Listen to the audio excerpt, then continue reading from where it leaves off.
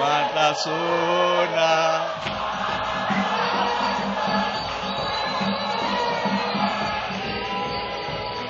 Oh.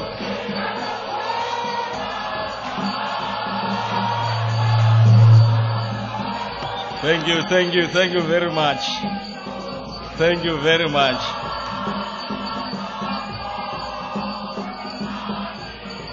Thank you very much.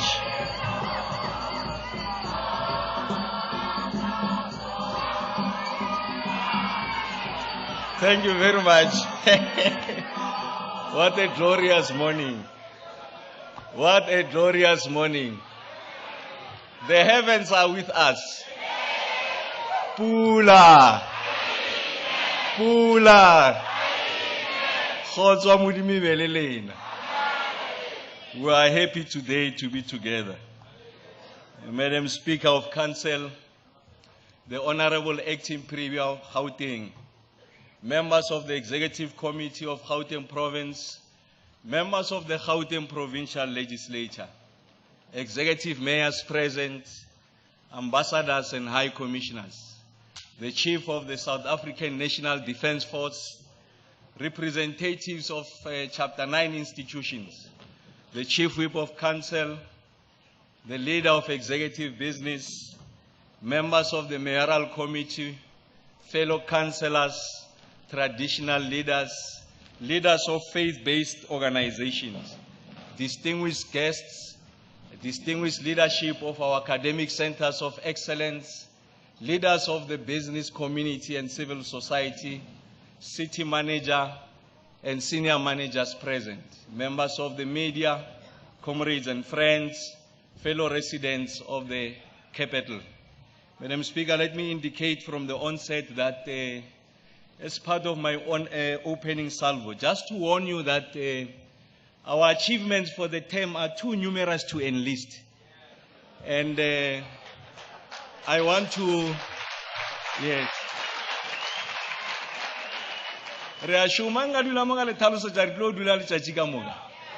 So this is a truncated version of some of the many achievements that we have indeed accomplished. And in fact, in the submissions, the handouts that you'll be receiving, it will be a longer version. And when you come to elaborate on the comprehensive delivery of the current political term later in the year, we'll be able to encapsulate the many advances that we have made. And of course, with some of the limitations and deficits, we'll be able to share many of these things together. So let me continue by indicating that at the beginning of the current term in 2011, we came before Council to define and propagate the broad parameters of our service delivery program. On that occasion, we laid bare the essential features of our programmatic orientation in keeping with the dreams, desires, and the wishes of the broader citizenry of the capital city of Tshwane. In the subsequent years, we built on these foundational features to further ossify our service delivery machinery and accelerate the reconstruction and development of our city. The various tributaries flowing through the conception and execution arteries of this machinery culminated in the adoption of Tshwane Vision 2055, which is our fundamental vision statement that outlines the essential contours what our city should look like in the future. In that fundamental vision statement, it is unequivocally stated that our people aspire for, desire, and deserve a city that is inclusive, livable, and above all, one that is resilient. It is these goals and values that have cultivated a superior sense of duty and work ethic defined by selflessness, a finer tradition of service delivery provision, and a habituation to strive for maximum excellence in whatever we do. In these values and goals that have seen us traverse the vicissitudes of incredibly diverse challenges throughout the 5-year term, to the point where we are able to convey both our undertakings and achievements today. The 2016 State of the Capital Address is thus framed as a message that sums up the general insights of the service delivery cycles in its entirety, as well as sharing specific features of the financial year whose tail end we have reached. We hope that such an approach will assist in internalizing both the negative and positive lessons of our immediate experience, with a view of preserving and building on the substance of the latter into the new service delivery cycle. It is in this spirit that the 2016 State of the Capital Address should be received and appreciated. Madam Speaker, the State of the Capital Address is conceived around the theme, One Nation, One Capital, Advancing Tshwane Vision 2055. By that, we are trying to bring to the attention of our people and our country that the task of building a united, non-racial and non-sexist society remains unfinished. We have with us today a 108-year-old lady, Ms. Cllr Kgosientso Ramakgopa, from the community of Letlhakeng, just outside of Brits in the Northwest. Born in 1908, Kuku Modise was only 2 years old in the Act of Union in 1910. 4 years of age when the glorious movement of our people, the African National Congress, was born in 1912. 5 years of age in 1913 when the Land Act was passed, and she went on to witness all the significant landmark political developments, such as the Defiance Campaign, the Freedom Charter, the Women's March to the Union Buildings, the Rivonia Trial, and the 1976 Student Uprising. No doubt, this is a trans-historical figure we are talking about. Yet, Kuku Modise had a simple request to the executive mayor, and this is her request: just to see the Union Buildings in Pretoria.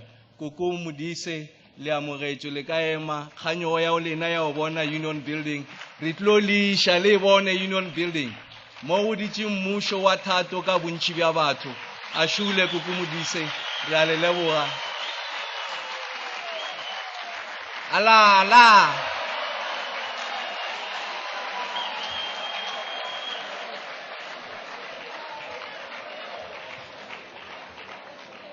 So Kuku Modise, le khono le tlo bona Union Buildings ya mmušo wa batho ka moka, e se mmušo wa kgethollo, e le mmušo wa lerato, mmušo wa kgotso, mmušo wa thato ya bontši bja batho. Kuku Modise, your presence here today truly personifies that which is espoused by the theme of today's State of the Capital Address, bringing our glorious nation together within the boundaries of a single capital. Madam Speaker, the 2016 State of the Capital Address also takes place against the background of several significant national political landmarks. The year 2016 marks the 20th anniversary of the country's constitution, and as the esteemed Premier of Gauteng enjoined us, we also wish to remark at length on what the supreme law of the land called us upon to do. I quote, it instructs that we recognize the injustices of the past, honor those who suffered for justice and freedom, respect those who have worked to build and develop our country, heal the divisions of the past, and establish a society based on democratic values, social justice, and fundamental human rights, close quotes.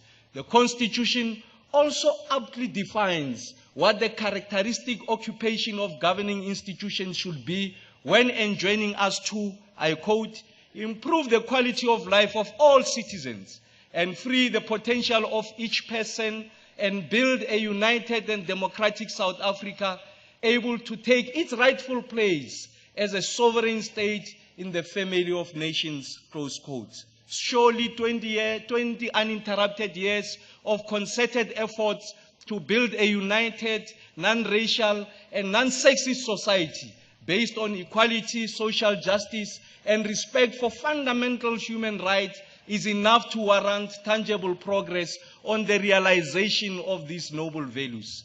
In this context, it becomes imperative and compulsory that we also complete the undertaking of healing the divisions and injustices of the past. One of the glaring divisions of the past was the fragmentation of institutions of democratic governance manifested in the physical separation of the legislative and the executive arm of the state.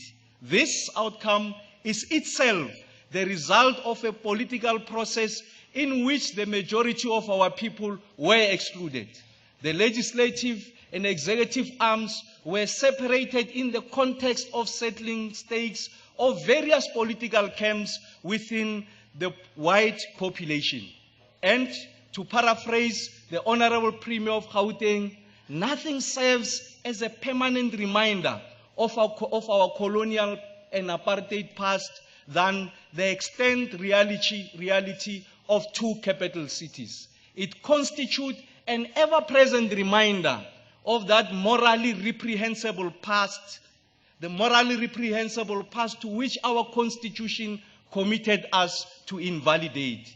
And as a scientific luminary, Albert Einstein opined, I quote, "The only justifiable purpose for the existence of political institutions is to ensure the unhindered development of people in society," close quotes. With those timeless insights, the scientific luminary was merely anticipating what the founders of our democratic dispensation foresaw when they declared in the founding provision of our Constitution that we should build institutions that improve the lives of each and every citizen and build a government based on the will of the people. Surely, if the Constitution is to remain the supreme law of the land, it should follow that the case of the relocation of the legislative seat of the state to Tshwane is a compelling one. The building of an integrated, united, and democratic society remains incomplete unless this symbol of past injustice is irreversibly redressed. It is in that light that as the capital of South Africa, we have initiated preliminary processes of honoring the desires of those who sacrifice for freedom by identifying a suitable locus for this historic eventuality. Madam Speaker, we are thus proud to announce that of the various options considered, the area of Fort Klerksdorp emerged as a front runner to house the legislature, namely the House of Parliament. This site, oh yes. So we are advancing a political argument. That's the primacy of our argument, not a cost issue. That is a secondary argument. The primacy of the argument is the centrality of the political life of Tshwane in the history of the political evolution of the South African politics. This site passed all criteria, including its relevance to the Tshwane inner city renewal strategy, its symbolic significance and standing relative to the union buildings, its natural and environmental dimensions, as well as its accessibility and immediate availability of land.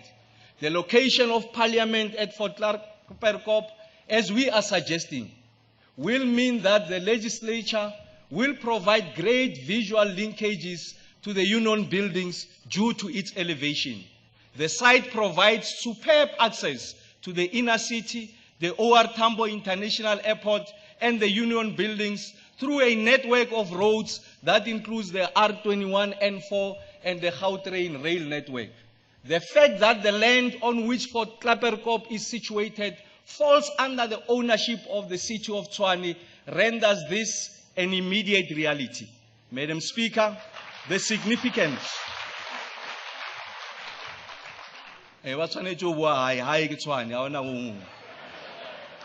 The significance of this location is further validated by the decision of the Minister of Arts and Culture to designate the Fountains Valley Nature Reserve as a National Heroes Acre and a National Heritage Monument.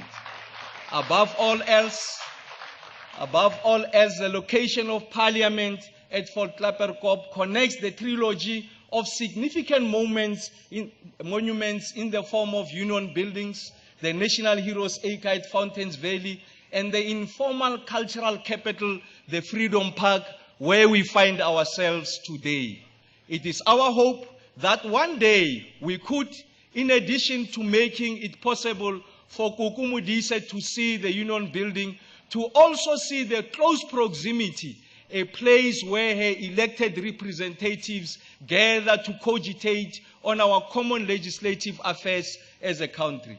Madam Speaker, as President Zuma noted in his State of the Nation address, I quote, "A resilient, fast-growing economy is at the heart of our radical economic transformation agenda and our National Development Plan, the NDP," close quotes. Following slow global growth rates in 2015, growth prospects in general across the globe remain subdued, with South Africa's growth forecast adjusted downwards by the IMF to 0.6%, down from its initial forecast in January 2016 of 0.7%. The key drivers contributing towards slowing global growth include falling oil and commodity prices and slowing demand in China, as well as other areas of the East, that has led to a faster than expected slowdown in exports and imports, in addition to opposing monetary policy movements in the US and Europe. Within South Africa, we face our own set of challenges, with persistently high unemployment, low growth, and high inflation characterizing our economic landscape. Economic indicators within the capital paint a different picture, with our estimated economic growth rate at 2.4%, which is considerably higher than the national average. Furthermore, Tshwane unemployment rate is approximately 21.2%, also lower than the national average, whilst the city-specific inflation figure is on par with that of the national average. This resilient and above-average economic performance enables Tshwane to contribute at least 27% to Gauteng's economy and over 9% to the national economy annually. Madam Speaker, beyond this technical criterion of economic development, the city of Tshwane has designed a South African Metropolitan Better Life Index based on the OECD Better Life Index. The index goes beyond the limits of the narrow technical criteria and considers broader social and developmental indicators. Based on the Better Life Index, Tshwane is the quickest improving metro in South Africa, with the highest growth rate in the index value over the 2011 to 2015 period, implying that Tshwane is rapidly becoming the best place to live in South Africa. When we account for public transport and access to digital connectivity, our position within the index is significantly altered in relation to our peer metros. Madam Speaker, to consolidate all these gains, Council will, at the end of April, deliberate and ratify the city's sustainable and inclusive growth strategy and its implementation plan. In addition to galvanizing the city's efforts towards accelerating economic transformation, the strategy will also guide and inform the city's efforts to engage with all necessary stakeholders, including national and provincial governments, as well as key industry players and other stakeholders. The strategy prioritizes three sectors, namely, one, the education sector, which has the potential to contribute an additional 37 billion rands in 2030 to Tshwane's GVA, that is gross value add, and create an additional 160,000 jobs. Two, the agribusiness sector, which has the potential to contribute an additional 24 billion rands to Tshwane's GVA and create an additional 120,000 jobs. And lastly, which is third, the tourism sector, which has the potential to contribute an additional 28 billion rands in 2030 to Tshwane's GVA and create an additional 70,000 jobs. Madam Speaker, the centrality of information technologies for 21st century economic activities is discernible, and thus access to internet is critical in the fight to improve the lives of those exposed to the triple challenges of poverty, unemployment, and inequality. Our free Wi-Fi project has radically undermined the adverse effects of unaffordable internet access by narrowing the hitherto glaring digital divide. Today, we dare say without doubt that indeed ours was such a unique innovation that we can claim and declare that our city is now one big internet hotspot, earning the brand Tshwane Wi-Fi, which from here on will characterize the city's full digital offering. Since its inception, over 1.4 million unique devices have accessed the Twifi, that is Tshwane Free Wi-Fi network, representing a staggering 300 oh yes. So this is no more Tshwane, we call it Twifi, because it's a city characterized, underpinned by Tshwane Free Wi-Fi. So it has grown by a staggering 328%. Since March 2015, and a monthly growth rate of 15% on average. Initially, we offered a daily cap of 250 megabytes with speeds of 1 megabyte per second. Today, the daily cap has been increased by a whopping 100% to 500 megabytes, and the average speeds are a whopping 15 times faster. From humble beginnings and through leveraging. Yes, indeed. From humble beginnings and through leveraging quick wins, we now have 776 Twifi zones, with a total of 261 sites deployed within the last 12 months alone, resulting in Tshwane being the largest Wi-Fi network on the African continent, according to the esteemed international research firm BMIT. So this claim is not made by the governing party. This claim is not made by Ramakgopa. It's made by an illustrious institution that confirms that ours is the biggest free Wi-Fi offering on the continent, and the world must watch out who are coming. Madam Speaker, yes, we are conquering Africa, we are going beyond. Madam Speaker, ours is not just a free data service, but offers a suite of services such as Twifi TV, Twifi Voice, Twifi Drive-In at Fountains Valley, Twifi Chat, and our revolutionary safety and security application, Namola, which is now live. Namola will enable residents to immediately and anonymously share their GPS coordinates of crimes in progress with our Tshwane Metro Police, and it is envisaged to reduce. So Namola will reduce response times by 14 times. In this regard, we are grateful for the valuable input received from Mr. Eugene Nkwashu on Facebook, who raised inter alia, and I quote part of his input.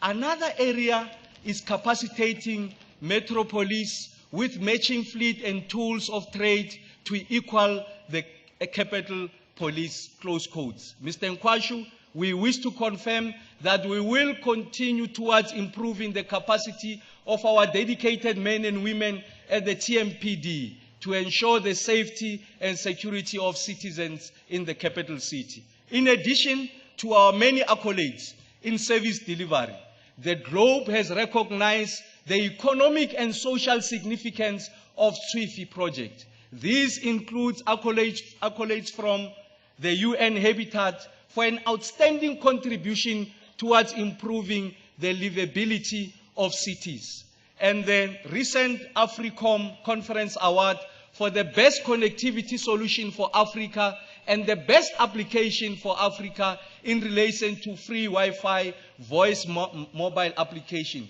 clearly demonstrating that Tshwane is leading the African and global digital revolution. In the coming year, we will double the size of Wi-Fi network, ensuring that over 50% of our citizens are within walking distance of Wi-Fi zones. In addition, the city will be appointing a consortium to provide IT services for its own use for a period of 8 years. And while this team is providing these services, 1,500 kilometers of broadband fiber will be rolled out across the city at no additional cost, with a particular focus on outlying areas of the city of Tshwane. The capital's broadband, so at no cost to the city. So there is no increase in the fiscus, no increase in the pairs. Unlike others who claim in the media that there's going to be increases, I confirm to you, the people of Tshwane in South Africa, that there is no additional increase, and we must defeat and expose the lie. The capital's broadband network will enable us to better connect with our citizens by bringing even more e-services to residents by enabling them to transact. This intervention will also facilitate the rollout of Wi-Fi to all areas in the city, including those locations where it would have been impossible to reach due to a severe lack of telecommunications infrastructure. We will continue to be a shining example to what it means to employ the use of technology to lead the way towards a South Africa that is democratic, inclusive, united, and prosperous. Ours will be the global cyber capital. Madam Speaker, in the context of sluggish economic performance and turbulent global economic dynamics, the need to leverage both private and public sector investments become considerable. The capital has seen tremendous growth in the number of building plans approved during the current term of office. The number of building plans approved has doubled between the financial year 2010-11 and 2014-15, representing a growth rate of 103%, and this is a demonstration of the confidence that the private sector has in the political leadership of this city. This amounts to 81 billion rands in approved building plans over the period, excluding the value of the land, and is despite low economic growth rates characterizing the countries during this period. In addition, over 15 billion rands worth of building plans were approved between June 2015 and March 2016 alone. In the last 3 years, in excess of 8,000 buildings were completed per year in the city as a whole. The private sector component of these approvals amounts to approximately 71 billion rands, thus nullifying the argument that Tshwane's economy is slowly driven by public sector. The private property sector significantly employs over 98,000 people within the capital. The highest investment growth rates have been evident in Region 4, and that is Centurion and the surrounds, followed by Region 1, that is the north, and Region 3, namely the inner city and surrounds. Notably, the revitalization of the inner city is also occurring with developments focusing on retail, offices, and residential units. Since 2012, approximately 150,000 square meters of office space have been constructed or are still under construction at a cost of 5 billion rands, with the full implementation of the bus transit system, REN, expected to play a further role. Madam Speaker, the City Planning and Development Department currently receives more than 2,000 building plans applications on a monthly basis. Currently, owners and architects are contacted telephonically by the city when the status of a plan changes or when they are approved. By May 2016, beginning in certain regions, the city will transmit SMS notifications providing essential information to owners and architects, keeping them informed of the progress and alleviating frustration both on the part of applicants and officials. This service will eventually be extended to all of the city services, ensuring that all residents are timelessly updated regarding their interaction with the city. Madam Speaker, within the current term of office, we have recorded a rand value of investments of approximately 12.5 billion rands, exceeding our 5-year target of 3.5 billion rands, with the main sectors of investment being the real estate, automotive, and other manufacturing sectors. The mainland main development is set to become Africa's first green city and is in the order of 8 billion rands, comprising approximately 315,000 square meters in extent. This game-changing node is developing at a phenomenal rate, with over 350,000 square meters under construction and 17 operational cranes at a total cost of 13 billion rands. Significant development include the Sun International in the Times Square, entertainment node, and an upgrade at the Mainland Park Shopping Center. To further facilitate the injection of investment into the city's economy, the Tshwane Economic Development Agency, TIDA, will be staging the biannual Tshwane International Trade, Infrastructure and Investment Conference from the 17th to the 19th of May 2016 at the iconic venue, the CSIR. Madam Speaker, the city has since approved an institutional framework for processing large investments within the city in order to surmount current challenges experienced, inextricably resulting in significant delays for both private and public sector projects across the city. The city has also approved a development investment initiative policy in May 2015 that aims to attract catalytic investments into the capital to fund our strategic trajectory of building the city through offering a range of direct and indirect incentives to qualifying investments and enhance spatial planning initiatives within the capital. We have received applications for investment incentives related to catalytic investments amounting to more than 40 billion rands. Of these, direct investment incentives have already been approved for 2 major investment projects, representing new investments into the city in excess of 2 billion rands. One of these investment injections will result in the creation of the largest fast-moving consumer goods manufacturing plant within the Sunderland Reach area of the city. And the second investment is a significant retail development within the Mamelodi area. These 2 investments will contribute an additional 26 billion rands to the capital's economy and create more than 60,000 new jobs over the long term.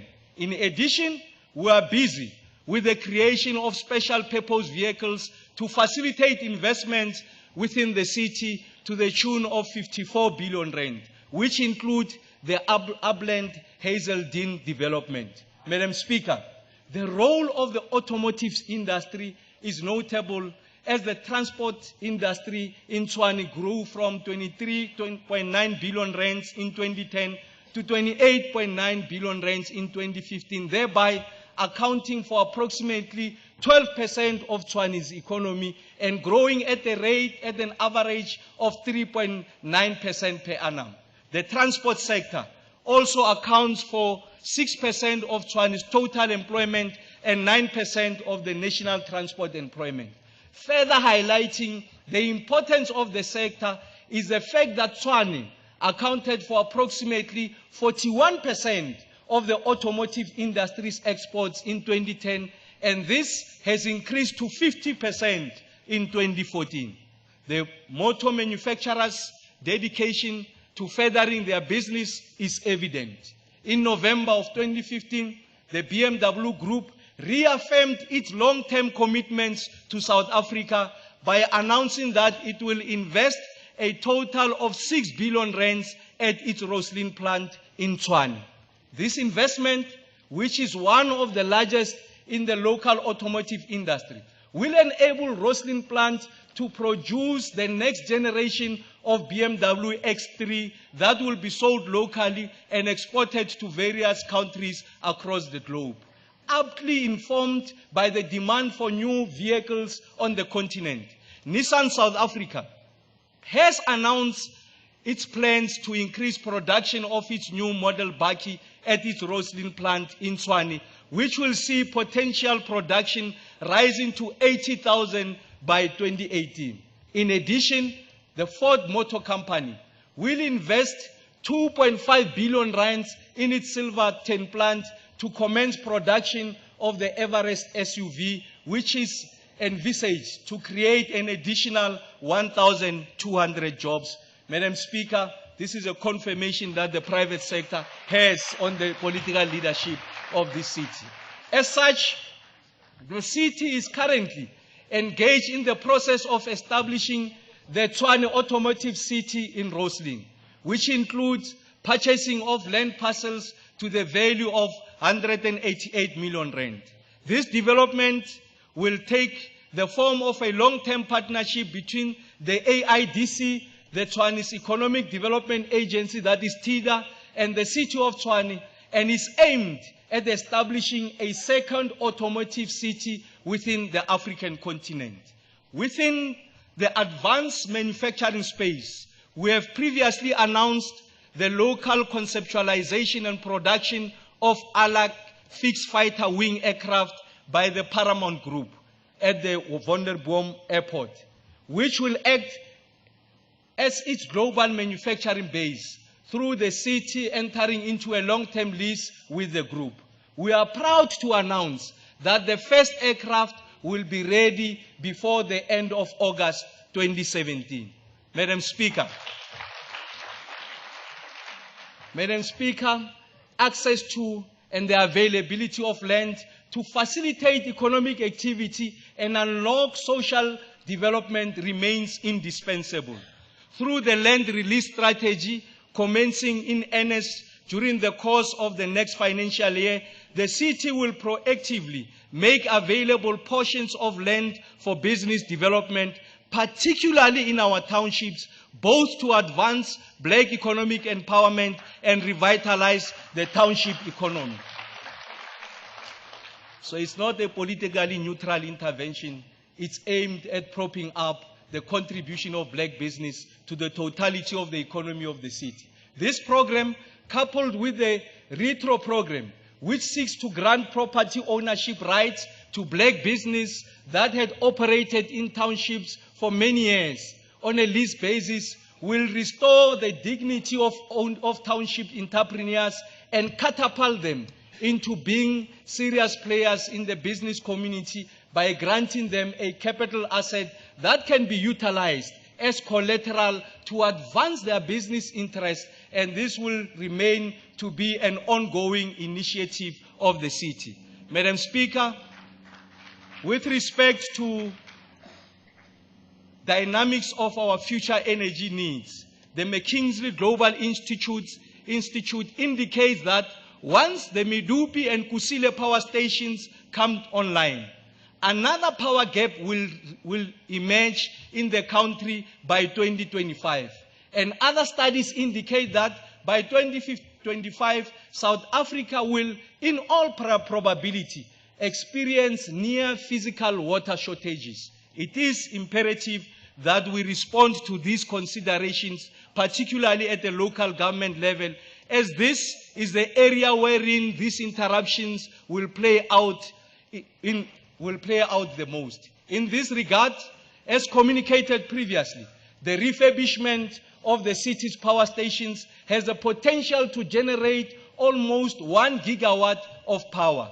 The request for qualification advertised was responded to by 28 companies, only 4 of whom met the 100-point selection criteria and have since been appointed to proceed to the RFP request for proposal stage. which closes towards the end of April 2016, following which the evaluation and adjudication process will commence for the appointment of the successful bidder amongst the 4 bidders. Madam Speaker, scarce water resources, which will ultimately lead to water restrictions, can seriously impede growth and development within the capital, and consequently the country as a whole.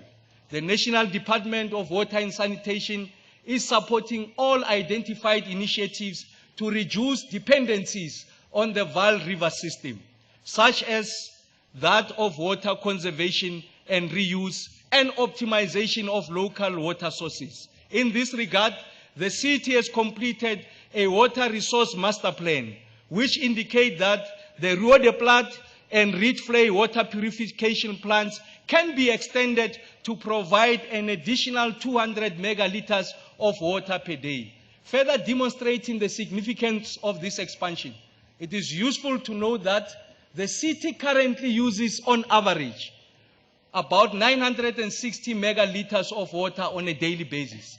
Procurement processes have commenced, and the successful bidder or bidders will be appointed before the end of May 2017. We previously announced our pilot of conduit hydropower generation at the city's Anlin water reservoir, and we commit to fulfill the rollout across our entire reservoir asset in the city. Conduit hydropower is where available excess energy is pressurized conduits is transformed into clean, renewable hydroelectric energy by means of a turbine. There is an estimated potential to generate in excess of 2,300 kilowatts from the city's top 5 reservoirs. We remain committed to initiating the rollout of these conduit hydropower plants in identified sites across the city. Madam Speaker, we have pronounced on our commitment to better leverage the presence of the Wonderboom Airport. In this regard, supported by our transactional advisors, the University of Pretoria, the city is currently considering the final format of the impending transaction, and this process will be concluded by the end of June 2016. In addition, the application for an international license facilitating the enhanced commercialization of the Wonderboom Airport was submitted to the National Department of Transport in October 2012. The Aviation Coordinating Committee, consisting of port of entry role players, assessed the application during 2016 and again at the beginning of 2014, followed by a revision in the draft National Airport Development Plan. According to recent indications, the application is presently being discussed at the parliamentary cluster level. Madam Speaker, in his State of the Province address, Premier Makura emphasized that, I quote, "Nothing is more urgent than giving hope to our youth through quality education, decent employment, and sustainable entrepreneurship opportunities," close quotes. The TEPO 10,000 program was designed to specifically meet such challenges as highlighted by Honorable Premier. This intervention is in its 2nd year and has significantly increased the participation of youth within the economy, with 500 jobs created through technical opportunities to cooperative enterprises, in addition to a total of 993 individual employment opportunities. As communicated in the 2015 State of the Capital Address, by the end of May 2015, an amount of 273 million rands was awarded to TEPO 10,000 cooperatives until the 2017-18 financial year. In the current financial year, in excess of 93 million rand has been awarded to TEPO 10,000 cooperatives, with more than 130 million rand awarded since the inception of the program in 2014. We wish to acknowledge the best 3 performing TEPO 10,000 cooperatives as measured by the value of contracts awarded that are in our presence today. The first one is Lekhai Housing and Project Primary Cooperatives. They have joined us today. They are in our midst. The second one, oh yes, thank you very much. So this is a living testimony of the impact that Tshwane 10,000 is making in the lives of young people across the length and breadth of our city. The second one is the Cllr Primary Cooperative, who is assisting with today's event preparation. So you can see it's meticulous, and thank you very much in part to the Cllr for the contribution that we have made. And the third one is the Seding 10K Primary Cooperative. Thank you very much for joining us today, and continue the excellent work. The program is also demonstrating significant levels of maturity, as Tshwane 10,000 cooperatives' capacity to deliver on contracts has enhanced, in part due to the supporting pillars of the program initiated by the city, such as ongoing training and technical support. Madam Speaker, Tshwane 10,000 program's achievements to date would not have been possible without the support of various stakeholders, and would thus like to thank the DTI, the Gauteng Enterprise Propeller, the NYDA, SARS, ABSA, the University of Pretoria, and the South African Manufacturing Technology Demonstration Center for their invaluable contribution to this effort. Going forward, skills development will remain to be a key anchor of the Tshwane 10,000 program to ensure the sustainability of Tshwane 10,000 cooperative enterprises outside of the city of Tshwane. Madam Speaker, in response to the clarion call issued by the Honorable Premier Makhura, the revitalization of township economies has become a core component of our developmental agenda. What follows is an account of the challenges, successes, prospects for the projects committed to in the previous State of the Capital Address. The Cllr Community Bakery was launched in August of last year and is currently operating profitably, supplying local community as well as nearby shops and hospitals. The bakery is currently exploring expansionary plans, which will include the introduction of additional production lines such as confectionery goods due to an identified demand from the surrounding community. So we have a better problem, and the better problem is that the supply can't meet the demand. So we are injecting more capital in that Cllr project to expand it so that it can become a model and a beacon in the country. The integrated car wash facility was launched by Honorable Premier and the Executive Mayor in November of 2015 and is currently operated by a formal cooperative enterprise. Furthermore, offerings currently advertised include hairdresser, laundromat, and security services. We are delighted to announce that in the next financial year, a second facility will be implemented in Atteridgeville, and we will expand this rollout across all regions in Tshwane in the subsequent financial years. The plastic manufacturing plant. The plastic manufacturing plant will be launched on the 12th of May 2016 in Cullinan. General refuse plastic bags will be manufactured and supplied to identified markets, resulting in significant job creation, empowering communities, and advancing our agenda of inclusive growth. Construction is already underway in Mabopane within Region 1 of the city for the purpose of a paper towel and brick manufacturing factory that will be operated by a youth cooperative from the region and will generate 15 to 20 direct employment opportunities. Madam Speaker, the mobile poultry abattoir project is aimed at legitimizing the current illegal and unhygienic trade, as well as stimulating local economic development. The mobile abattoir container has been completed and consists of the following features: a refrigerated container which will serve as a slaughter and dressing unit with chilling facilities for carcasses and offal, as well as small retail outlet, and a non-refrigerated container with ablution, laundry, and storage facilities. Beneficiaries of the project have been identified, and the mobile abattoir will be launched in June of 2016. Since its launch in 2014, the Ga-Rankuwa Eco Furniture Factory has produced in excess of 49,000 school desks, valued in excess of 30.9 million. And the factory has successfully expanded its production to low-cost coffins, office furniture, educational toys, and building materials, amongst other product lines. We wish to express our gratitude to our partners in this project, namely the National Department of Environmental Affairs, the Northwest Development Corporation, and SANParks. Madam Speaker, skilled artisans are critical towards ensuring the enhanced growth and sustainability of the country's manufacturing sector.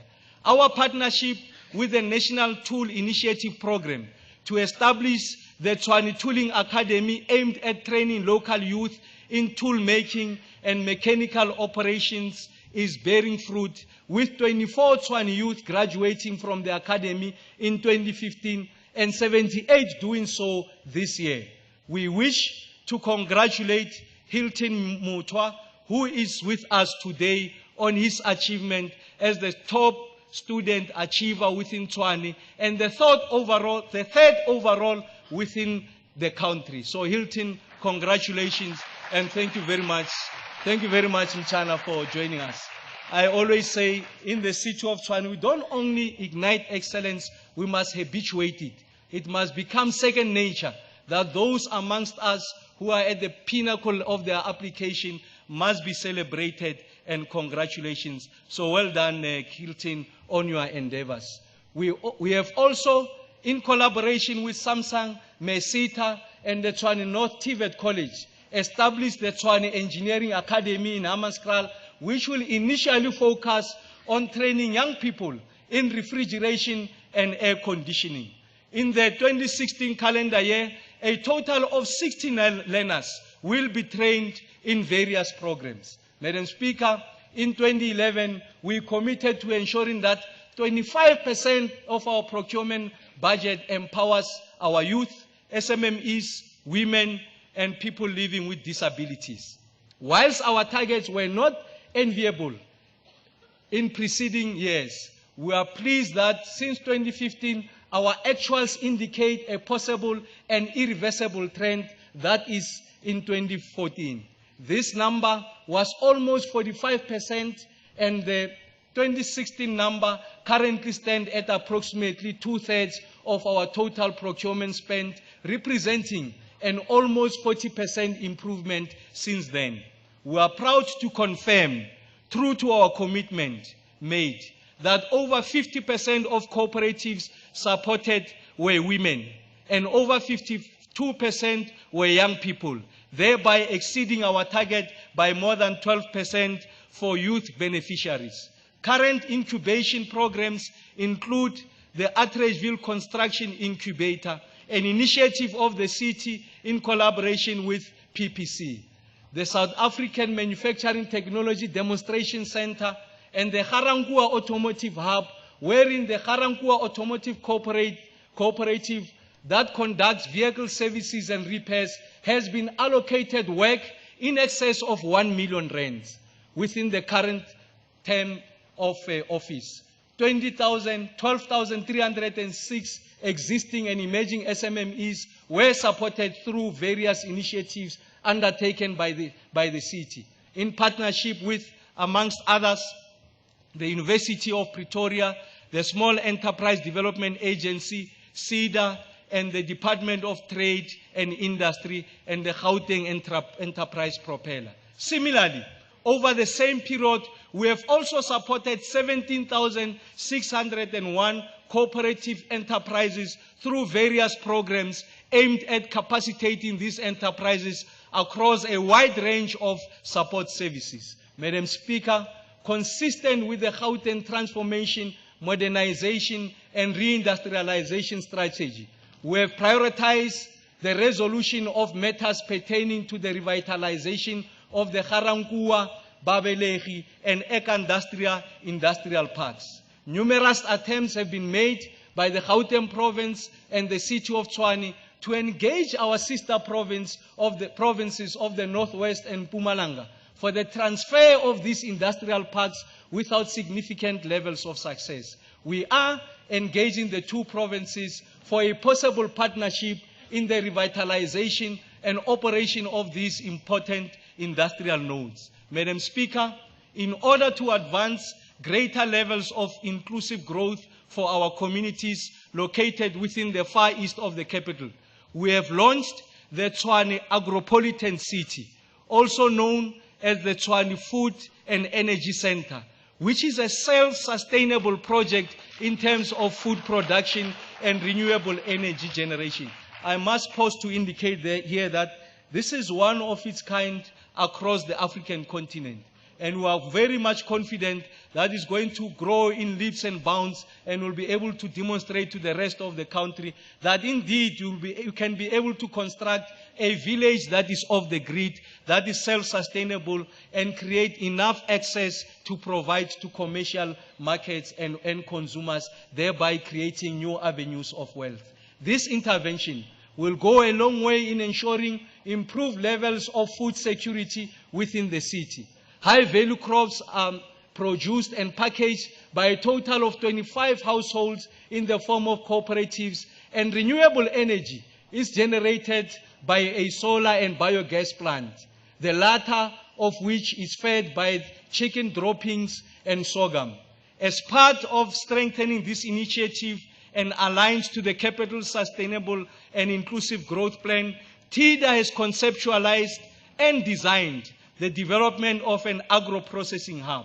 When fully implemented, it is envisaged that the project will generate approximately 300 sustainable jobs and will contribute in excess of 1.7 billion rands to the Tshwane's economy in the 5 years of being operationalized, all at a cost of just over 400 million rands during the establishment phase. Pre-feasibility and other comprehensive studies have since been completed, and the project is ready to be taken to market. Madam Speaker, our expanded public works program plays a significant role in increasing the levels of labor intensity in government infrastructure investment, in addition to exerting a positive impact on our perpetually high levels of inequality. In the current term, we set the target of creating 178,000 EPWP jobs. Our EPWP target within each financial year since July 2012 have been exceeded. For instance, in 2015 State of the Capital Address, we announced a target of 40,000 jobs. This target has since been surpassed by 2,026 jobs, and we remain confident that our 15-16 target of 60,000 EPWP jobs will be overachieved, thereby, at a minimum, achieving the target for the term. We are humbled by the fact that in both 2014 and 15, the city won the best project within the metropolitan and district category for our youth and greening project, FAT-ALES, in the National Department of Public Works Kamuso Awards, as a recognition of excellence within the implementation of EPWP across the country. So this is a beacon, is a shining example of what can be done to relieve pressure on our communities. I also want to place it on record that our EPWP project is meant for the poor, for everyone, without considering race, color, or creed, because others, as part of perpetuating their lie, they say it's reserved for a particular party. This is for everyone, and we are proud to have been acknowledged for the sterling work. Congratulations, comrades, for the work that we are doing. The accolades don't lie, you see, because they get to be rewarded by we get to be adjudicated by neutral parties. And these neutral parties, in their own common and collective wisdom, on the basis of the objective considerations placed before them, they say FAT-ALES is indeed the best program in the country, and we are going to continue to improve its implementation. The city will continue implementing EPWP projects as alluded to within the NDP Vision 2030 for as long as the city's unemployed residents require short-term work opportunities. However, we have also innovated within the program. For example, through the provision of access to education for EPWP beneficiaries who have not completed school in order to ensure that they are able to access sustainable work opportunities. Here in Tshwane, if you are employed in the EPWP, it's almost compulsory that you must attend evening classes if you don't have matric so that you get to qualify. And we are also working on a program. We are also working on the program to ensure that those who are in the program who don't have driver's license, we take them through the driving school for free so that they have a driver's license and indeed they are marketable going forward. Now, these things you and I can take for granted, but they can be life-changing for beneficiaries of EPWP. Madam Speaker, as the capital, we remain acutely alert to the centrality of knowledge production and innovation as crucial ingredients of economic activity in the 21st century. In this regard, we wish to outline some of our initiatives aimed at capitalizing on the research and development capacity residing in the city, as well as advantages associated with the youthfulness of our population. And we wish to thank Mr. Cllr Ramakgopa, one of the capital's residents present today, for raising this important area of work through Facebook. The city has enjoyed an enduring relationship with the Innovation Hub and has invested over 8 million rands in young people towards the creation and support of innovators within Tshwane. The Cllr initiative, launched in 2014 as an entrepreneurship program, has proven to be an invaluable innovation space where local communities, particularly the youth, are able to ideate and build viable and sustainable enterprises. This initiative is primarily intended to support our township economy revitalization strategy. To date, 60 entrepreneurs have been enrolled into the program, and 15 trained entrepreneurs are currently being incubated at the Innovation Hub. By the end of June 2016, an additional 30 aspiring entrepreneurs will undergo similar training. The program currently operates from Ga-Rankuwa, and the inception of the program in the city of Tshwane has facilitated the opportunity for its rollout across Gauteng province. This, therefore, provides us with an impetus to extend the Cllr to all Tshwane regions over the next 5 years, with Region 3 and Region 6 being then targeted for the 16-17 financial year. The Youth Fab Lab program is yet another program firmly anchored in ICT, innovation, and entrepreneurship. This intervention aims to inspire grade 9 and 11 learners from previously disadvantaged schools to adopt an entrepreneurial mindset from an early age. The program introduces learners to the world of science and technology and capacitates them with the necessary skill sets required to manage and run their own businesses. Since the inception of the program, 60 learners from Region 3, Region 4, and Region 4 in the Olivenhout-Bosch area, Region 6 in the Mamelodi area have been absorbed. The second cohort of 135 learners will be inducted into the program and will formally commence with training in the 16-17 financial year. The Fab Lab program is also being used as a breeding ground for prime stars step up to start up schools competition led by Prime Media Group. The program has received national recognition by being awarded the runner-up in the category of Innovative Service Delivery Institution at the 13th CPSI Public Sector Awards in 2015. We are proud as part of the beneficiary of this, as part of the demonstration of habituating excellence, we are proud to announce that 2 of our very own learners, Palesa Machaka and Precious Masetla, from Ribanilaka High School in Mamelodi, who participated in the 2015 Fab Lab program, were recognized at the national platform and announced as the overall winners of the Step Up to Step Up National Youth Entrepreneur Award on the 11th of November 2015. They are here, there they are standing. Those are the shining lights of the city of Tshwane. Thank you very much. Your presence here indeed confirms that in Tshwane, the future is bright. Tshwane Innovation Zone, which represents a collaborative space that enables the exploration of ideas with the potential of radically altering our current methods of service delivery. This facility has seen an increasing number of young entrepreneurs pitching their technological ideas and solutions.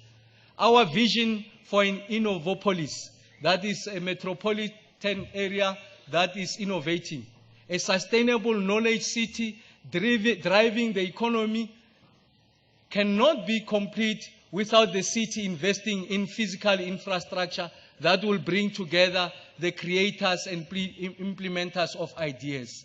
The development of the city's sustainable inclusive growth plan has provided us with a view of the manner in which the city should be harnessing the potential of the education, R&D, and innovation sectors in advancing our economic transformation agenda. In this regard, the city will be exploring the establishment of a technology park that will create a vibrant innovation system as a powerhouse of creativity and innovation in the capital, bringing all the initiatives we have triggered under one umbrella.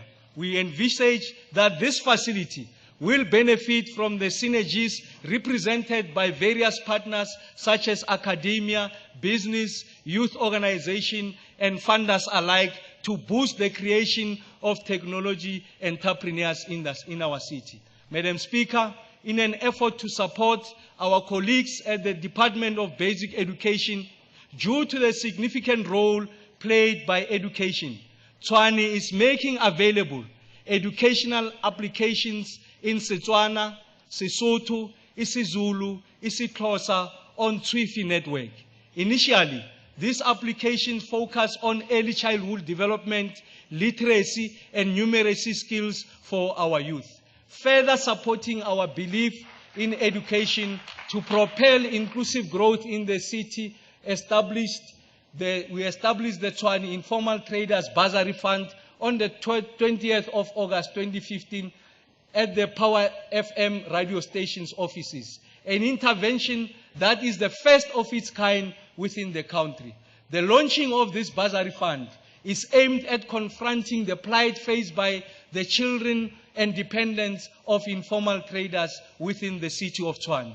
A total of 140 students have benefited from the program to the value of 3.1 million rands. We really want to thank those who contributed to the coffers and want to thank Power FM for their generosity offering airtime. Now 140 youngsters who do not have hope of the future have been sponsored to the tune of 3.1 million rands. Thank you very much to the people of Tshwane for their generosity. We are confident that soon this investment in the country's future will be unquantifiable because of the vast amounts that we'll be receiving from the generous people of Tshwane. Madam Speaker, in the 2016 State of the Nation address, President Zuma was very emphatic on the matter of effective drug enforcement. Whilst we have made strides as the city, the challenge of drug and substance and nyaupe is in particular amongst our youth is a social and economic calamity that, if not managed, will serve to erode the fabric of our very society that we have come to know. To date, 48 local drug action committees have been established in Soshanguve, Mabopane, Winterfell, Garankuwa, Hammanskraal, Atteridgeville, Olivenhout, Bosch, Cullinan, Mamelodi, and surrounds, and Bronkhorstspruit.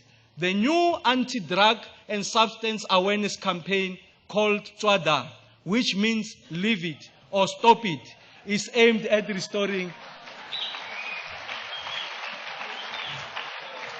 It's aimed at resonating with our youth. So it's Tswada, Shia Daiden.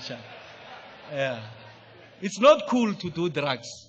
It's cool to study and make strides in your academic endeavors. The campaign specifically aims to reduce drug use amongst our youth by imparting knowledge regarding the negative consequences of such use.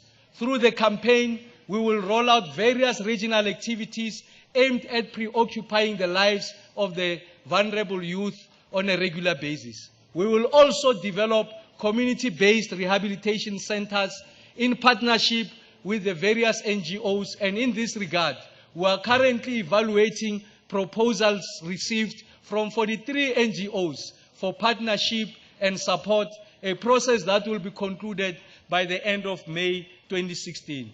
Madam Speaker, at the ward level, we will monitor the supply of various types of illicit drugs and substances utilized in addition to the introduction of whistleblowing hotline termed Operation Pimpa. We will soon be launching a dedicated community safety drug and substance abuse policing unit to ensure that we tackle this violent scourge threatening our communities in general and our youth in particular. Madam Speaker, the city developed a sustainable human settlement plan aimed at deliberately invalidating and undermining the apartheid spatial plan patterns by ensuring access to inclusive, livable, and sustainable housing solutions. The introduction of mixed land uses will enable the growth of local business initiatives based on the enhanced provision of goods and services for the local population.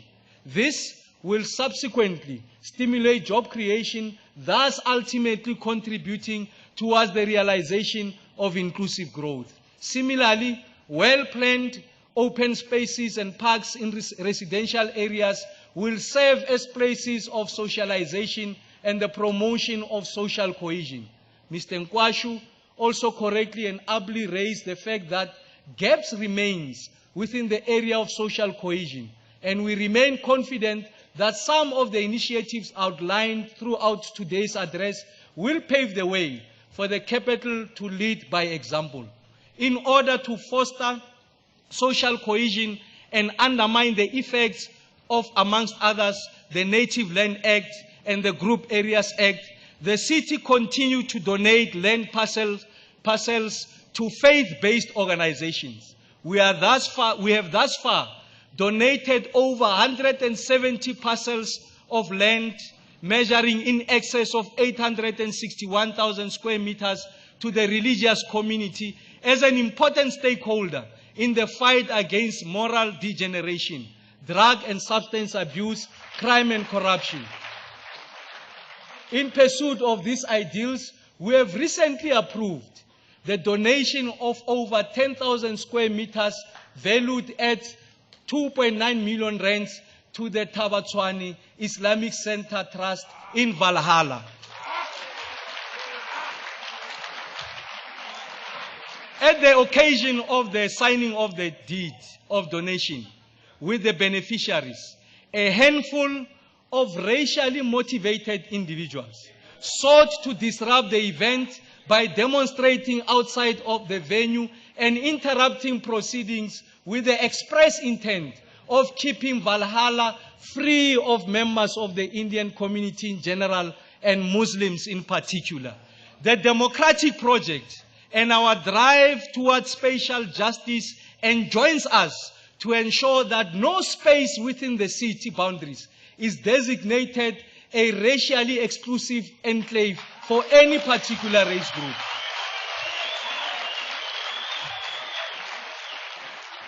In the same light, we wish to acknowledge the presence of Mr. Mohammed Wadiwala and Imam Said of the International Islamic Mission, who will be receiving the title deed in May 2016 to concretize our commitment to the Muslim community for the construction of a mosque in the area. Thank you very much, Imam. Thank you very much.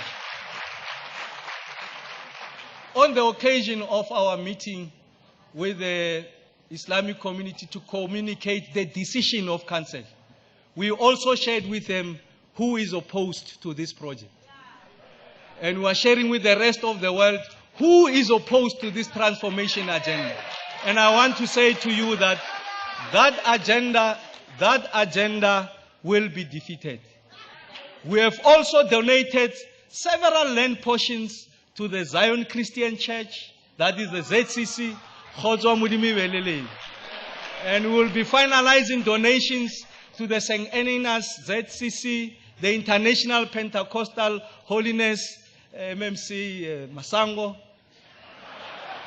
Yes, it's a big advocate there. Yes, and the St. George Apostolic Church, amongst others.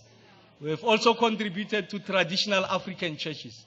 Everyone across the length and breadth of the city, churches are going to receive this reward from the city because you help us to ensure that we defeat a system that was universally categorized as a crime against humanity. In the recent past, we delivered a number of title deeds to churches, including the International Assemblies of God in Mamelodi, and will be attending to several churches across the length and breadth of Tshwane to effect the same. So as we move to these churches, as we hand over the title deeds, the message to the councillors, tell the congregation what is the rationale of donating this. Tell the congregation that we started this effort in 2012. And don't forget to tell the congregation who's opposed to this agenda. Madam Speaker, yes.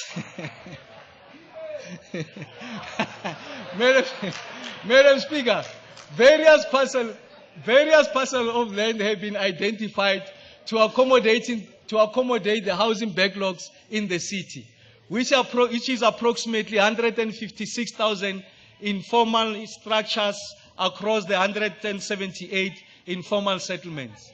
Other privately owned land to accommodate the balance of the residents in some instances through partnership with the private sector where council land is not sufficient has been identified. Provision has been made for business sites to stimulate job creation and for the social amenities such as schools, clinics, recreational facilities to further the realization of sustainable human settlements. The 2 parks per ward program, which had a target of 87 parks over the current term, is an apt example of our determination to create sustainable settlements.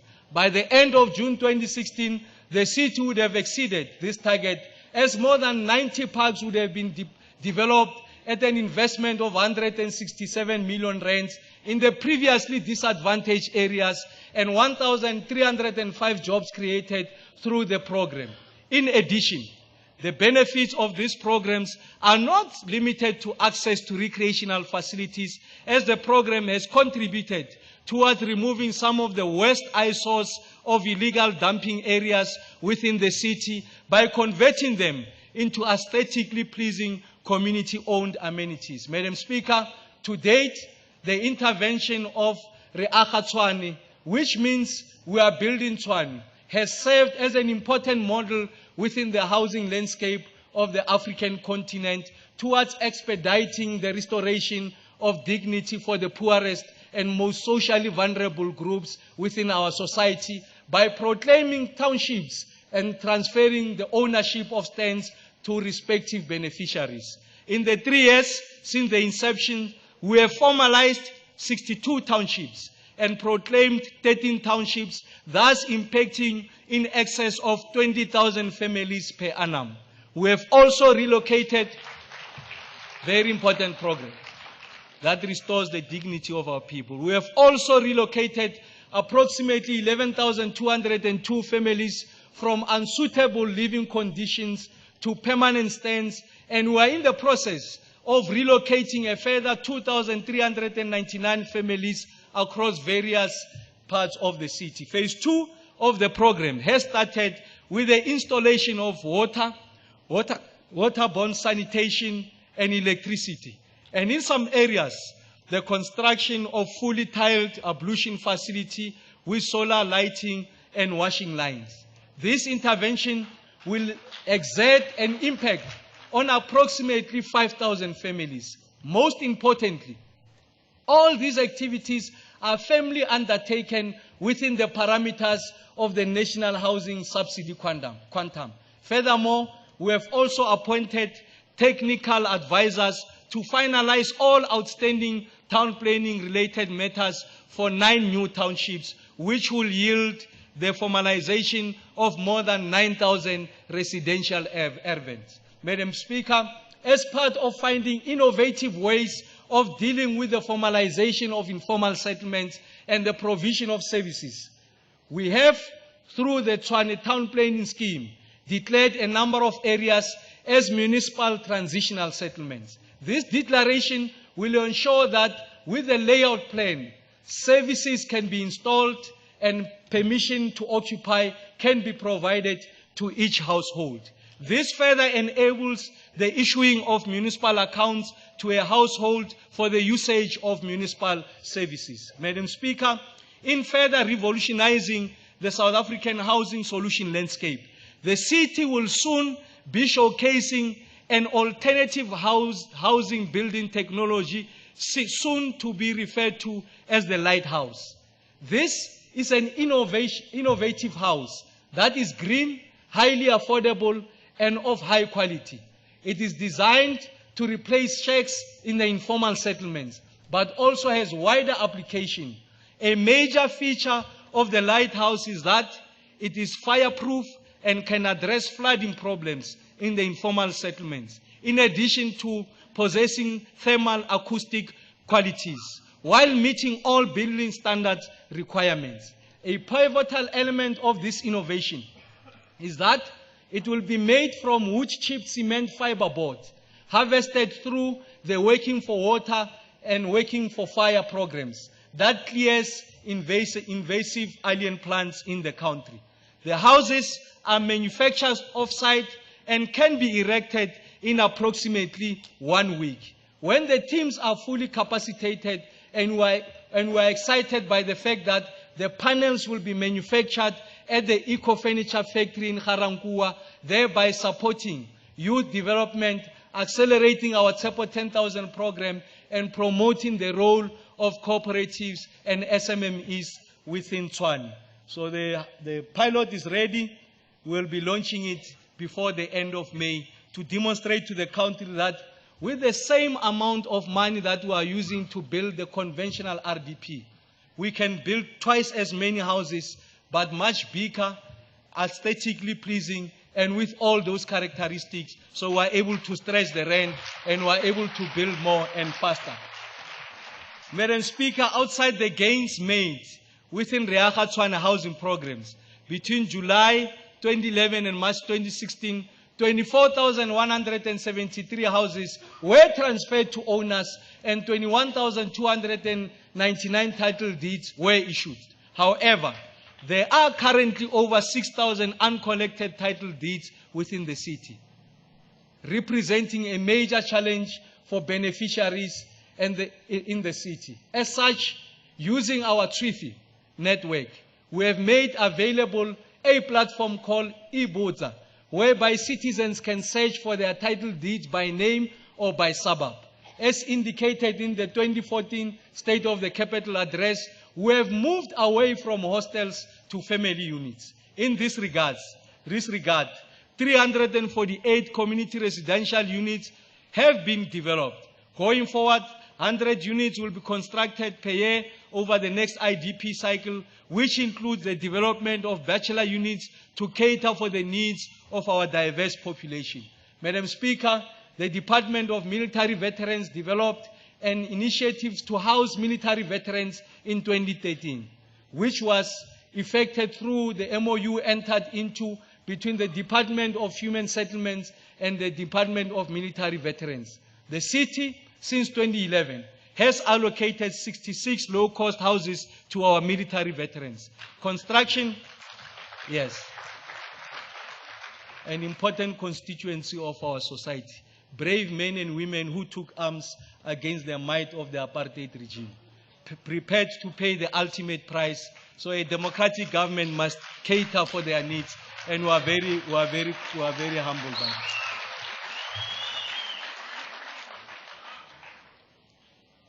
Construction is currently underway in partnership with the Department of Military Veterans and the province to provide an additional 98 houses explicitly reserved for our struggle heroes and heroines.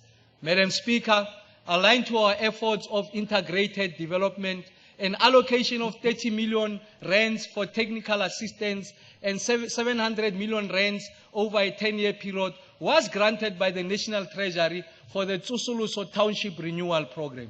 To date, we have spent 676 million rands focusing on township regeneration projects, and as such, we are well on our way to achieving the target of 700 million rands. In this regard, in the northern areas of the city, namely Mabopane, Soshanguve, and Garankuwa, we have spent over 136 million rands on the Tsosoloso program, which included pedestrian walkways along main public transport routes. This program, the program encompasses the construction of the Mabopane, Soshanguve taxi and bus rank and the pedestrian walkways in Garankuwa. Infrastructure provision is critical within the Hammanskraal area, and as such, we have spent a total of 132 million rands within Hammanskraal on road construction, walkways, informal trading stalls, and stormwater projects in Kanana. Within the Hammanskraal CBD, the construction of a pedestrian bridge along the R101 to improve safety and walkways in Temba linking the Jubilee Mall to Temba Council offices has been completed. Similar projects have been implemented across the capital. A 100 million investment was made for the paving of walkways linking various nodes in the townships of Solsville and Atteridgeville. A further 78.5 million rands was spent on the construction of 2 bridges, in addition to other projects, such as the commencement of the construction of the walkways along the main public transport routes in Lotus Gardens. A total amount of 43 million rands was invested in the Olive and Old Bosch area towards the upgrading of recreational facilities, in addition to the construction of strategic roads and walkways, as well as street lighting. Madam Speaker, within the Mamelodi and Nelmapias area and its surrounds, the impact of the Tsosoloso program has been wholly significant, and we were able to construct a clinic, a skill center, a swimming pool, in addition to linking various nodes through the construction of walkways and roads. This is further cemented by the linking of the Tsamaya activity spine to the Solomon Mahlangu Square, aimed at restoring the dignity of our township and struggle stalwarts through the provision of a heritage square and the promotion of tourism destinations. Plans for the second phase include a museum, a library, and a theater, all of which are well on track. Furthermore, aligned to ensuring connected communities that are enabled through innovation, we have constructed the Stanza Pape IT Center. Our investment within these areas totals to an amount of more than 230 million, wherein the impact on the daily lives of residents within the area is increasingly evident. Madam Speaker, aligned to our efforts to further integrate communities within the Far East areas of the city, 11 million rands was spent on upgrades within the refueler business nodes and recreational park. The Tsosoloso program will be expanded to include the Bronco Parade in the near future. We wish to sincerely thank the Honorable Minister of Finance for making this neighborhood development grant available to the city of Tshwane. Madam Speaker, the burning issue of cemetery provision within the city of Tshwane,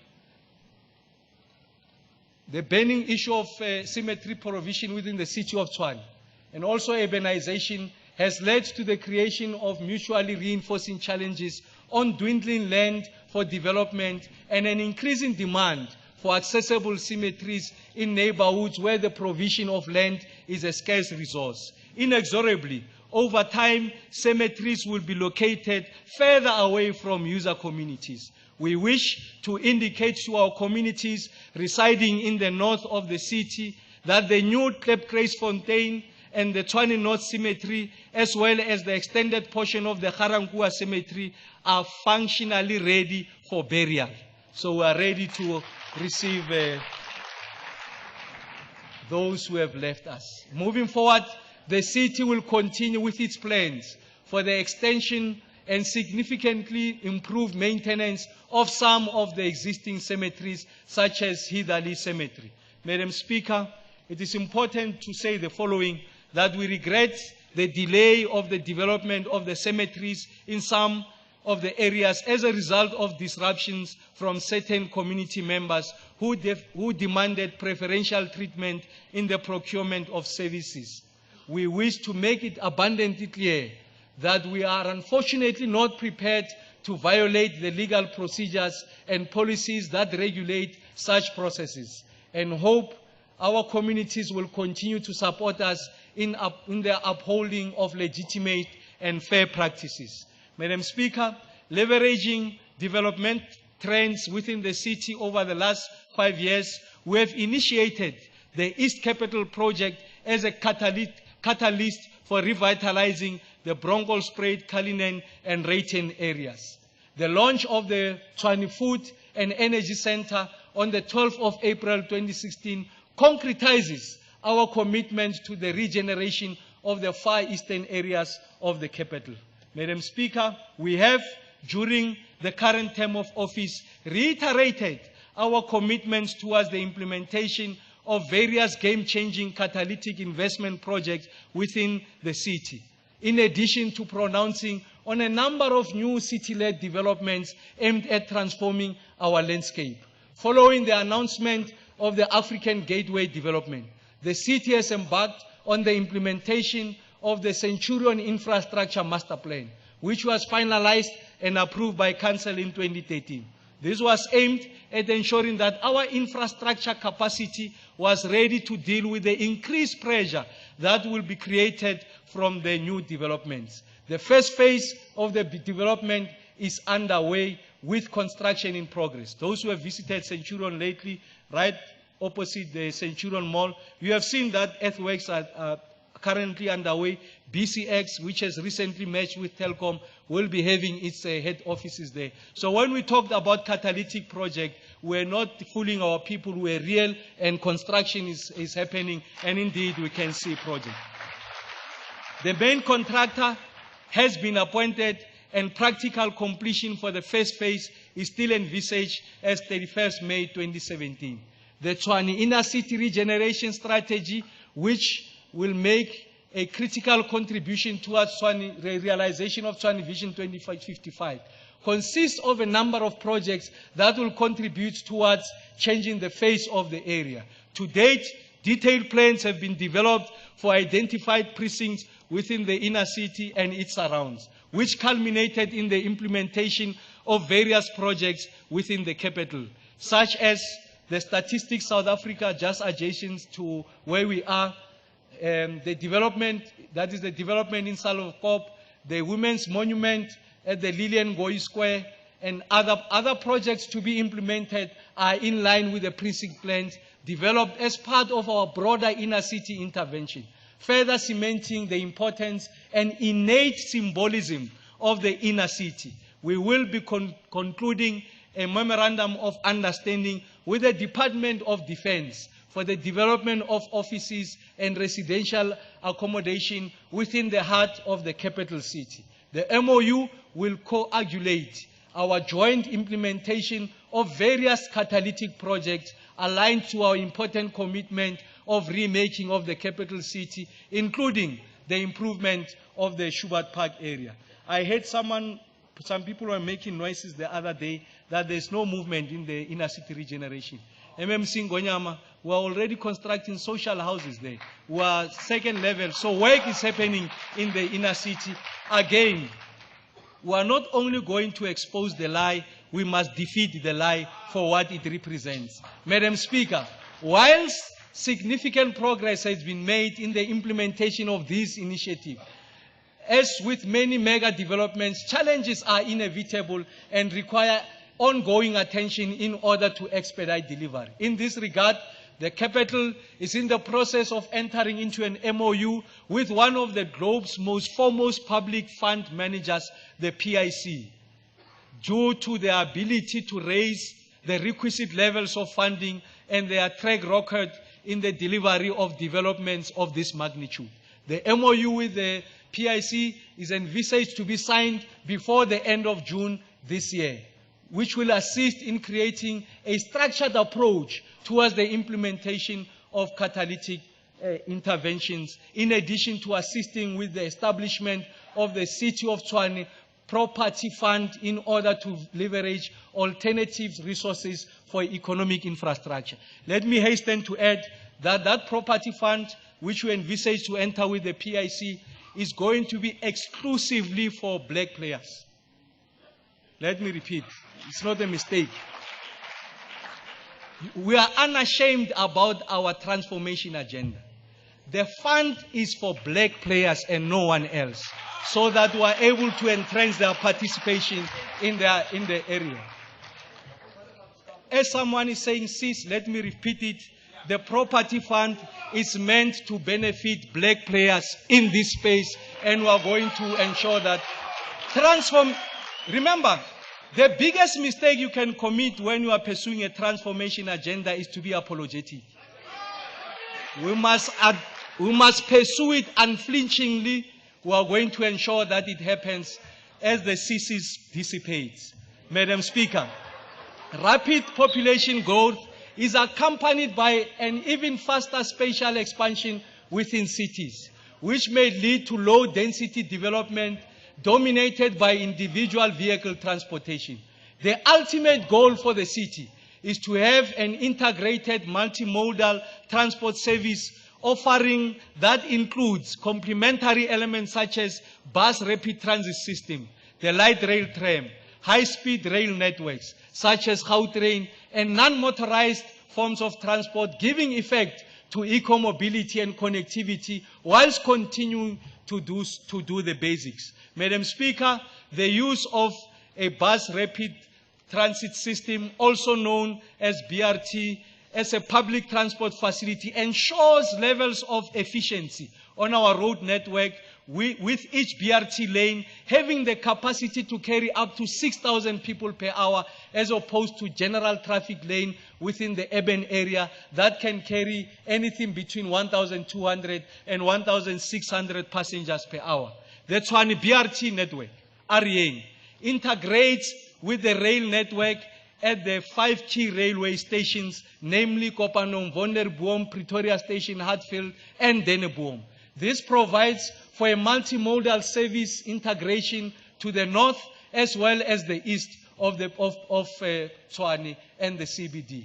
Our current average daily ridership is 4,600 passengers, and initiatives such as this will serve to further encourage the use of REN services. Furthermore, the rollout of supplementary non-motorized transport networks as the REN route expands is also planned. The evidence of this is a non-motorized transport network construction in the Sunnyside area, through which the inception of the phase of the REN line traverses. As the network expands, park and ride facilities, and in order to move away from private car usage and reducing the high demand for parking within the inner city, will also be implemented in this regard. Discussions with the private sector are underway. Developers and the private sector have already reacted to the proposed densification of the REN corridors of Phase 1, and over 150 densification applications have been received. So we are going to change the monumentality of the city's landscape. There is no suburb that is beyond reach. we are going to Waterkloof, we are going to Lanewood. We are going to ensure that we densify. We have as many people across races staying there so that we are able to realize a non-racial society. Again, I want to repeat, the transformation project is non-negotiable. The transformation project will not be defeated through the courts. You can only defeat it through the ballot. To date, approximately 2,000 new units have been constructed in and along these corridors. This trend is expected to continue as subsequent phases of Arieng are completed. Tshwane will be the first city in the country to implement variable message signs on the arterial roads, and also the first to implement parking guidance signs to public parking garages. The objective of these signs is to provide traffic information to the traveling public and to reduce congestion. These signs will be operated from the Tshwane Traffic Control Center and will provide updated information on congestion, crashes, or other traffic incidents. In ensuring that Tshwane's 3.1 million citizens are able to access affordable public transport, the Tshwane bus services turnaround strategy was based on two pillars, namely improving internal operations and improving service provision.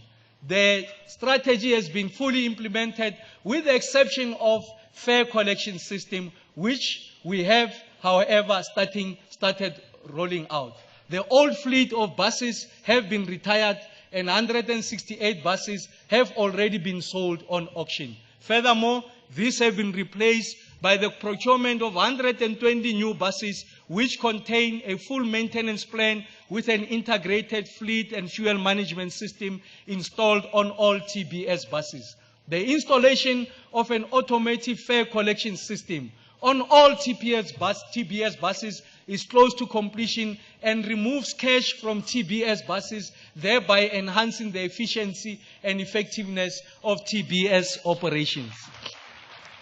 Madam Speaker, we have made significant strides in realizing some improvements with the labor relations at Tshwane bus services. A concerted effort is being made to address challenges through regular engagement with employees and unions representing the employees, resulting in reduction of work stoppages. Within the area of change management, TBS continue to arrange ongoing internal and external training for all drivers and other employees to advance the importance of our business in relation to customer care, time management, batupili, to name but a few. In the 2015 State of the Capital Address, we announced that TBS will be introduced in the Brongolspruit, Zitobeni, and Ekangala areas in July of 2015. Resistance from some stakeholders has resulted in unfortunate delays of the introduction of this system. And indeed, to the communities that would have tremendously benefited from the expansion of these services due to meaningful mark that it would have exerted on the disposable income of residents within the areas. We have since been engaging all stakeholders to reach an amicable solution.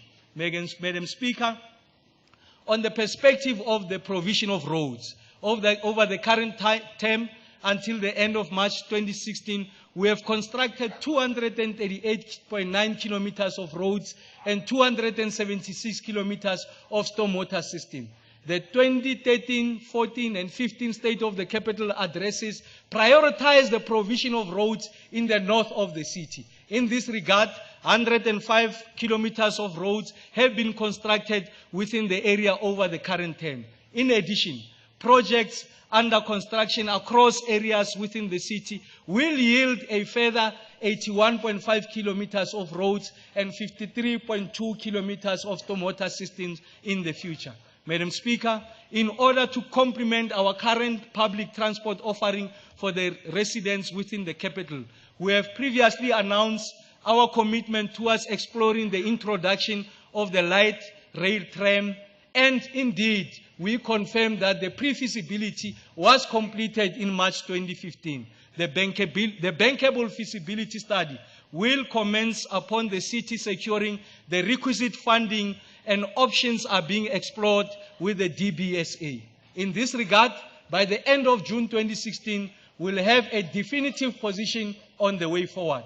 Another such catalytic development based on the initial indications is the proposed expansion of the Gautrain link from Samrand via Irene towards the development of the new stations within the Near East of the capital. In all likelihood, it will be in the vicinity of the Woodlands Boulevard. It is envisaged that residents will potentially see trains running on the new link within the next 5 to 8 years, thus making adequate provision for proper and inclusive planning. Madam Speaker, going forward, the development of our mass public transport system, such as the BRT, rail and light rail, can be seen as tools to achieve the efficient movement of people across the city, thereby exerting a noteworthy impact on the realization of spatial justice. A developmental path for cities requires a city that is able to direct resources efficiently, an institutional environment that is able to drive its developmental trajectory, and most importantly, an activist citizenry. Metropolitan governance must therefore address extended, diverse, and fragmented spaces. It is critical for metropolitan regions to first get metropolitan governance right and then play a role on the international governance by imbibing the governance principles desired for display within the global arena. The new regional economic dynamics being witnessed across the globe increasingly calls for regional collective action, and the inevitable rise in city-to-city relations will only aid this process. There is, however, a need for the process of global collaboration between cities to be formalized. Madam Speaker, in this regard, the city of Tshwane is now a member of Cllr and C40 networks. The city's Cllr membership provides for information exchange and sharing by both parties on the climate change response issues, as well as engagement and participation in international programs such as Global Mayor Summit, the Earth Hour Challenge, and Cities for Climate Change. A notable achievement in this regard is that the city of Tshwane was awarded the National Earth Hour Capital of 2015. In addition,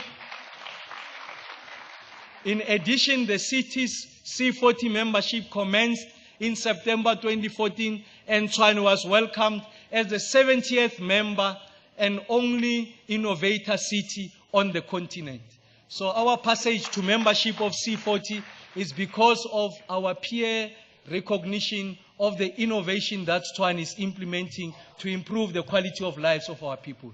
In January 2015, the city signed the Compact of Mayors. In February 2015, Tshwane was nominated as the transport-oriented development network global leader. And in 2015, we signed the Clean Bus Declaration. To demonstrate the fact that these are not merely talk shop, we committed to having 40% of our bus fleet converted to clean technologies by 2020. The size of our overall bus fleet is 250. So the clean bus opportunity implies that 83 will be converted by 2020 and is firmly aligned to our 2014 State of the Capital Address commitments. Madam Speaker, core to our sustainability program is knowing and reducing our carbon footprint as announced in the 2013 State of the Capital Address. The baseline greenhouse gas emission inventory was conducted in 2013 and updated and calculated for in 2014 and 2015 has recently been concluded. There are three major focal emission sectors in the city, and these are energy, transport, and waste.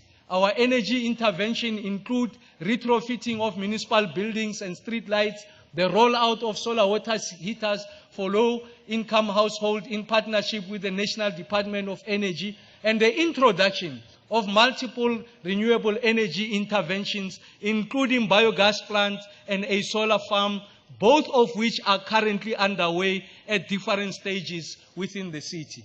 Madam Speaker, since the 2013 State of the Capital Address, we have announced a number of sustainability initiatives, which includes but not limited to the exploration of landfill gas to produce compressed natural gas, energy generation from our wastewater treatment works by converting sludge into bioenergy, a solar farm in Bronkhorstspruit, a green neighborhood in Zitobeni Heights, the introduction of green municipal bonds, the retrofitting of municipal buildings with LED lights and solar street lighting, in addition to other interventions. In this regard, transactional advisors for the exploration of landfill to CNG and the conversion of sludge to bioenergy have been appointed, and we expect implementation of this project to be finalized by March of 2017. Progress is also underway with respect to the development of the solar farm in Bronkhorstspruit. Furthermore, extensive in-depth engagement between the city, the developer, and the AIDC, together with individual automotive companies, have taken place as a way of ensuring the offtake of renewable energy that will be generated by the facility. Madam Speaker, in the 2015 State of the Capital Address, we indicated that 240-liter bins will be rolled out in Region 7, 6, and 1 of the city. That is Bronkhorstspruit, Mamelodi, and the surrounds of the north, namely Soshanguve, Mabopane, Winterfeld, and Garankuwa. Households within these regions benefited with the rollout of more than 280,000 bins, whereby 85-liter bins were exchanged for 240-liter bins.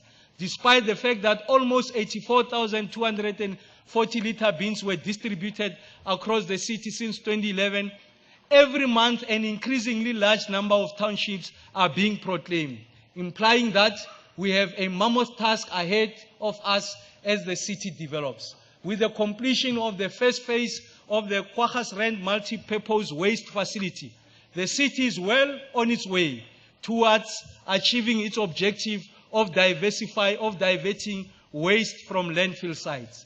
The complete first phase of the facility is designed to accept and process building rubble, garden refuse, and recyclable waste. The second phase will include purposefully designed beneficiation facility for mixed general waste towards the production of refuse-driven fuel products for energy generation. Accordingly, we will be diverting all waste emanating from landfill sites in Region 3 and 4 by the end of 2016, thus representing 50% of the city's total waste. In so doing, the city of Tshwane will be the first municipality in the country to use a waste diversion facility for general mixed waste as a primary solution for waste disposal of a significant scale. Madam Speaker,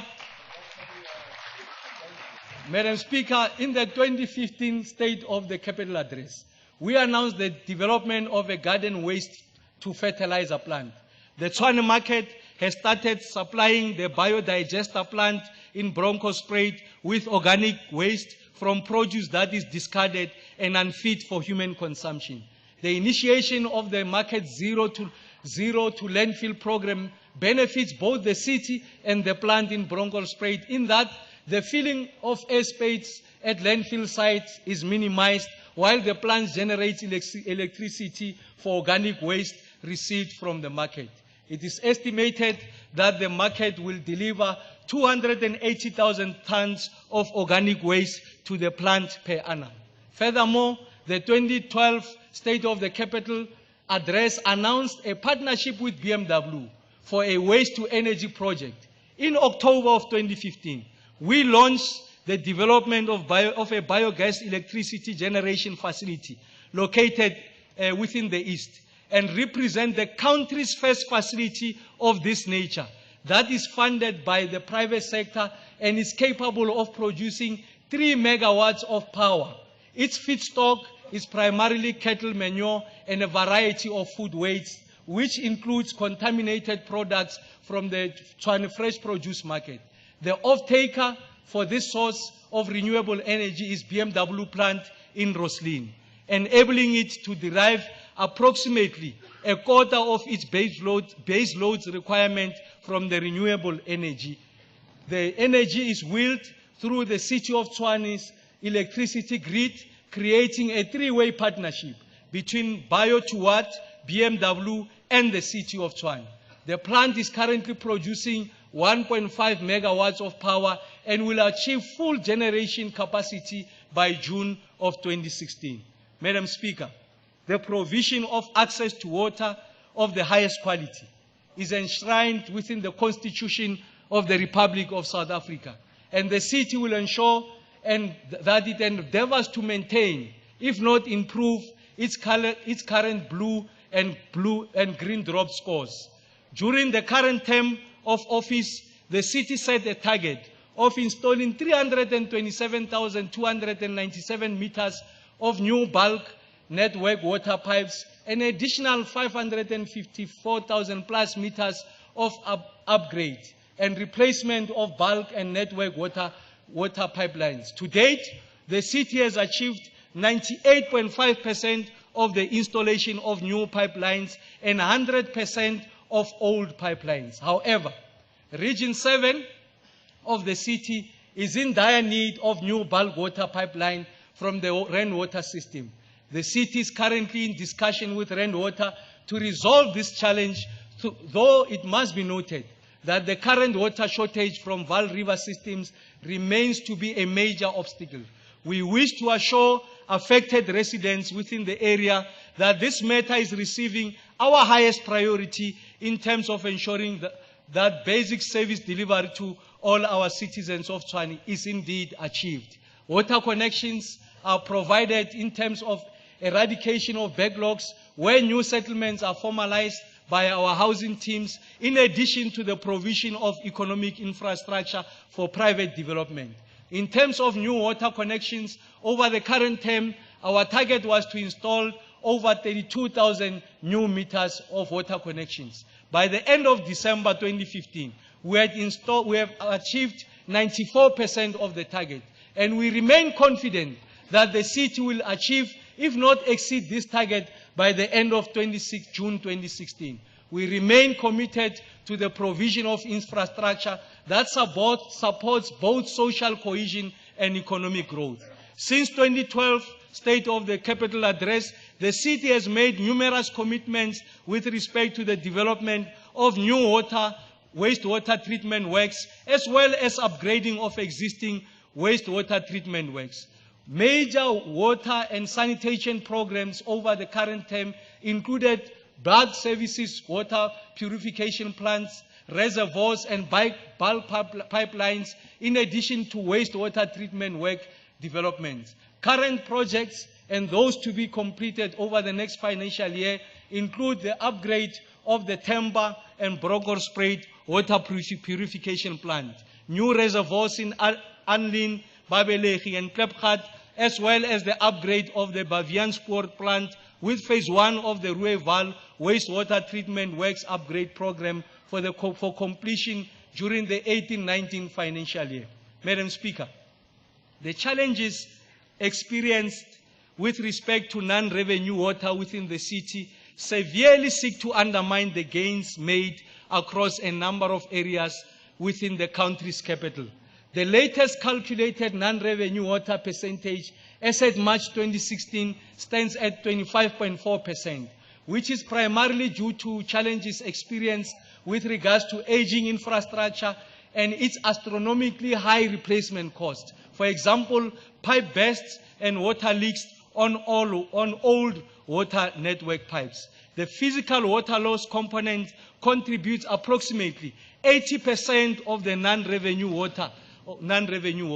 It will thus require substantial funding and increased collaboration among city departments such as customer care, finance, housing, and metropolis in order to achieve a significant decrease in non-revenue water.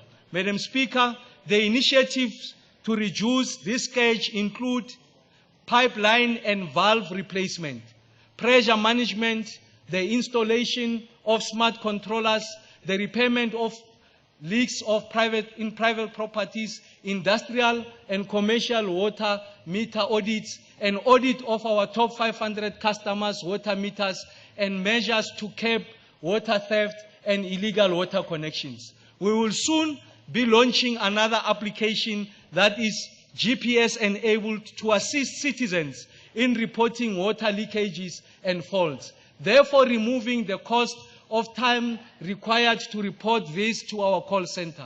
Reports from the WARA, the Water Awareness and Reporting Application, are fed into a central map, thus enabling our officials to have a clear visualization of all water incidents within the city, ultimately minimizing wastage and maximizing service delivery. Madam Speaker, we have indicated some of our efforts earlier in this address to ensure enhanced power generation into the future, as well as other initiatives to ensure the diversification of our energy sources, all towards ensuring the achievements of the capital's optimal energy mix. The city continues to invest a significant amount of resources on its bulk electricity infrastructure program to provide new capacity to meet the city's sustainable inclusive growth plan aligned to Vision 2055.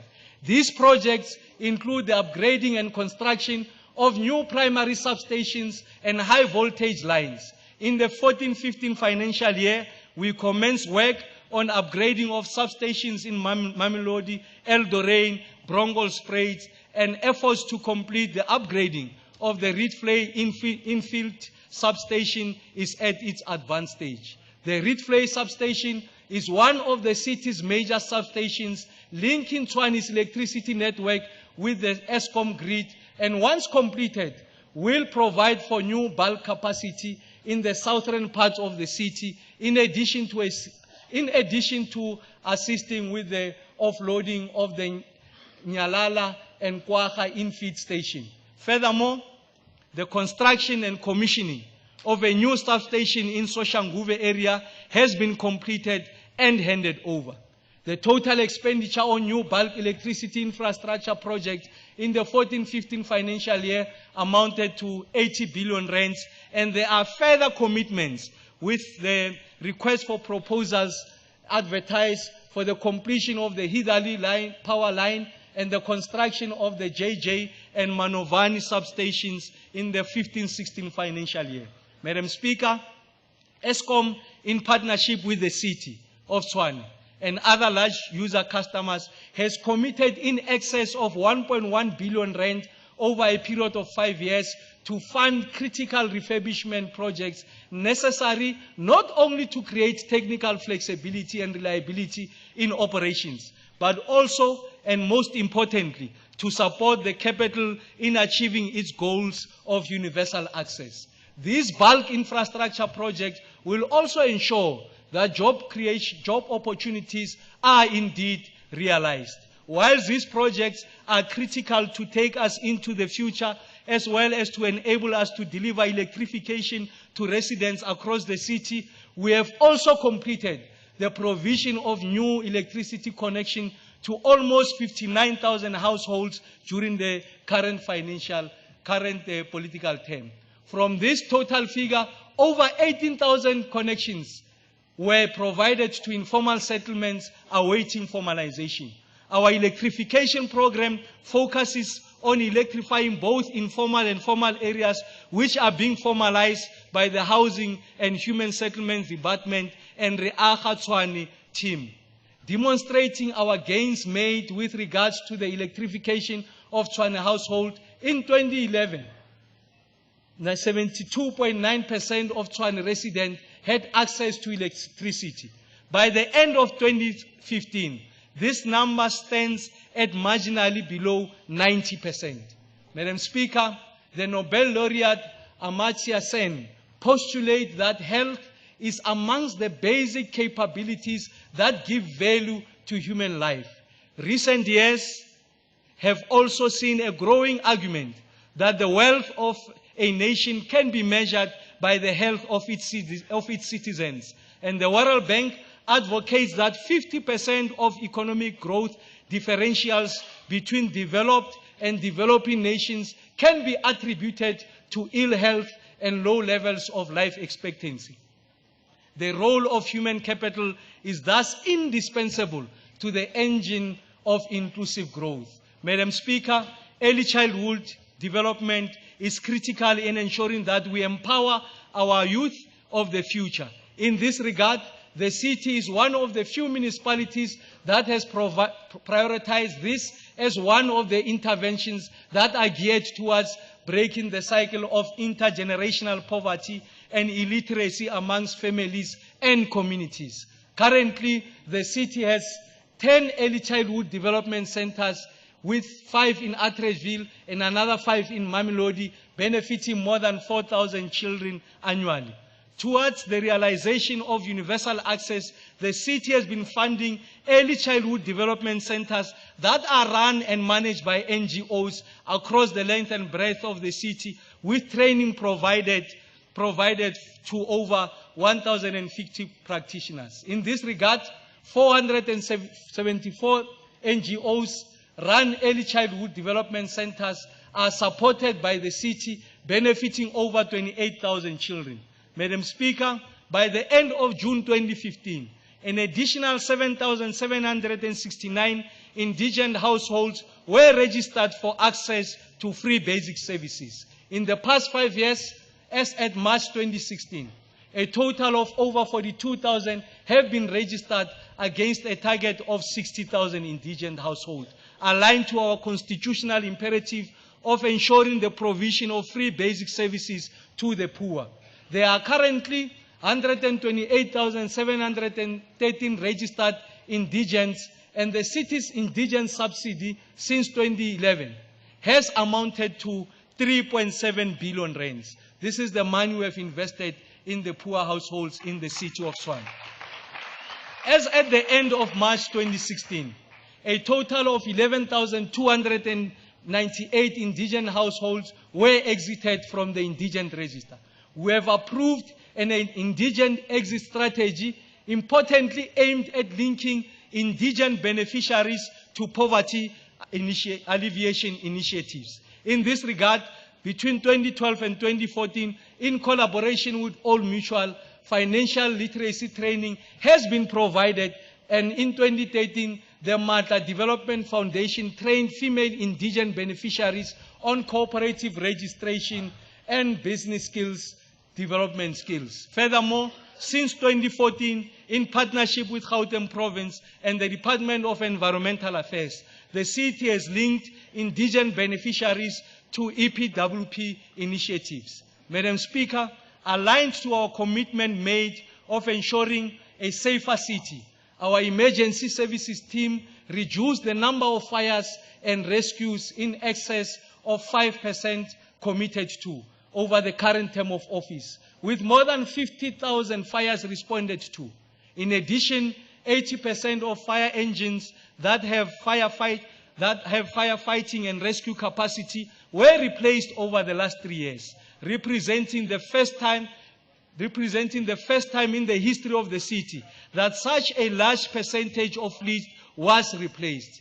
The Emergency Call and Dispatch Center received over 1.9 million emergency calls from communities in distress over the past 5 years, with a response time of between 5 and 10 minutes within the urban areas, and a response rate that we will continuously seek to improve.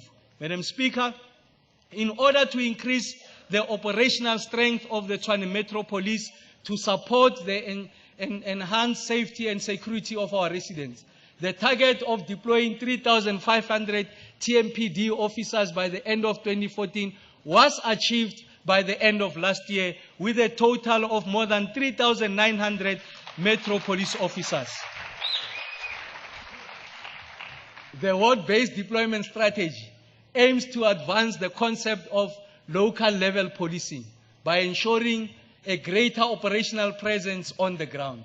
Infrastructure is vital to support our TMPD crime fighters. During 13-14 financial year, we expanded the rollout of CCTV cameras to the Near East suburbs of the city, such as Centurion, Brook Lane, and Main Lane, to name but a few.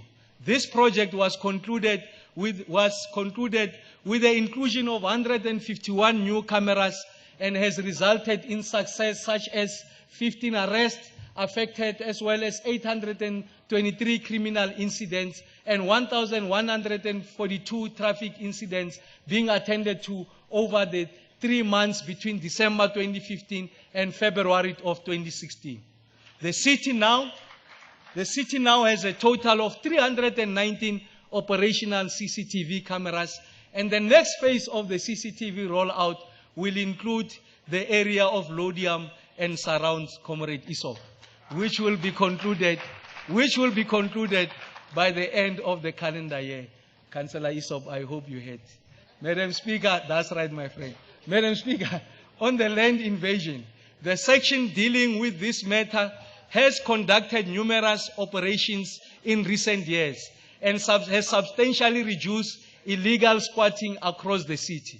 Between November 2014 and January 2016, the land invasion section has successfully attended to more than 186 violent protests, and the Tshwane Metro Police will effectively monitor and prevent incidents of this nature. Just as a word of caution, when we go to the local government election, your primary and preeminent campaign must not be about invading land, because we'll arrest you. It must be about the quality of the offering you are giving to our people on how best you are going to improve their lives. So you can't run a campaign on an act of illegality and say you reclaim that which is not yours. The city will ensure that we protect the rights of property owners. Madam Speaker, under our leadership, the capital has continued to offer distinct and rich heritage and cultural diversity with historic landmarks, leisure facilities, and game-changing projects that enhance the quality of lives of our residents. The recognition of heritage is an important characteristic in the history of all South Africans, and our diverse cultures, languages, religions, art, and music are important facets of heritage. As the city of Tshwane, we want to shout out not only in celebrating heritage together, but by enhancing platforms of cultural interaction, dialogue, and a mutual respect for one another as the custodians of custom and culture in the capital. However, we are of the view that our current national discourse and debates provides us with an ideal opportunity not to postpone the much-needed debate on the identity of the capital, as reflected through our artistic and general historical architecture. On the Freedom of the City Awards, other citizens' awards, ceremonial recognitions, honors, and decorations for the city of Tshwane, we have deemed it appropriate to redefine the tradition and duty of honoring those of our people and friends who have rendered superior services. Central to this is the development of a policy that integrates our recognition and honors into one cohesive policy award system. In this regard, our policy on civic awards, honors, and decorations has been developed and will soon be tabled for public consultation. Madam Speaker, the role of sports and recreation, arts and culture is critical in promoting social cohesion towards building our democratic nation. A number of initiatives have been undertaken by the city during this term of office, including projects aimed at promoting our heritage as South Africa's capital, such as the development of the Solomon Mahlangu precinct, with phase 1 being launched in July 2015, and plans for the phase 2 referred to earlier in this address. The 2014 State of the Capital Address announced plans for the Nelson Mandela Remembrance Walk and the mapping and auditing of the capital's heritage resources. In this regard, the Nelson Mandela Remembrance Walk was presented in partnership with the Gauteng provincial government and has grown in stature to attract tens of thousands of participants that traces the footsteps of Tata Madiba and his cottage in his last days from the Kgosi Mampuri prison to the Union buildings. Furthermore, the identification, mapping, and surveying of heritage resources is underway and is being piloted in the inner city and its surrounds, wherein the largest concentration lies the largest concentration of resources, an exercise being conducted in conjunction with the University of Pretoria. The completed database will be integrated into the city's GIS system that can be easily accessed by prospective investors and developers aligned to our endeavors of engendering a culture of respect to our heritage and identities present within the capital for future generations. Madam Speaker, it is well known that we have an exceptionally small reading population within South Africa. And enhancing these numbers is vital in ensuring the advancement of education within our nation towards the promotion of inclusive growth. Enabling this goal, we have achieved our 5-year target of the construction of 4 libraries during this term of office. Libraries have been constructed in Mabopane, Stanza-Bopape, and Suruman, with the Cullinan Library Park launched just 2 days ago. Furthermore, the 2015 State of the Capital Address announced plans to develop a further 6 libraries in conjunction with the province of Gauteng. And it is estimated that the 6 libraries will be completed before the end of the financial year of June 2017. Madam Speaker, a need was identified to promote the capital as a destination of choice through events and activities. One of the key strategic events developed and implemented successfully was the Tshwane Open Golf Tournament. The tournament was seen as a lucrative platform to position the capital nationally and internationally. Since its inception, the tournament has grown and developed significantly. 4 tournaments have been hosted to date, and each has enhanced the value of the Tshwane Open as a whole. The tournament has contributed in excess of 200 million rands to the city's GDP in its first 3 years. Yes. The tournament has significantly assisted in positioning the capital city globally. To date, we have reached over 847 million households and achieved a global media exposure of $23 million. Future plans include the introduction of the Tshwane Open Junior Tournament in 2017, and the city of Tshwane. We must start them young, because when you start them late, like MMC Masheo, they see a golf club as an object of violence, when in fact we are meant to, yes. Okay, we must be very peaceful. So the tournament, and the city will make a significant mark through this initiative, as it will be a first in the history of the golf development in South Africa and the Sunshine Tour. In addition, the city acknowledged the historic significance of HMPJ and the need to have it operational as soon as possible. We are pleased, we are committed to that project. I met someone who was lamenting the fact that, if HMPJ was operational, Sundowns would have won all these trophies. It's regrettable that we were kicked out of the Champions League yesterday, but we are winning the league, and on Saturday we've got a date with one of the... Yes, we are winning. Ola Sundowns, Ola! Ola Sundawana, Ola! Sorry, Matskosi, sorry, Mabangania, but we are still together. We are pleased. Yeah, I know I've made a lot of enemies. For that, I don't apologize. We are pleased to confirm.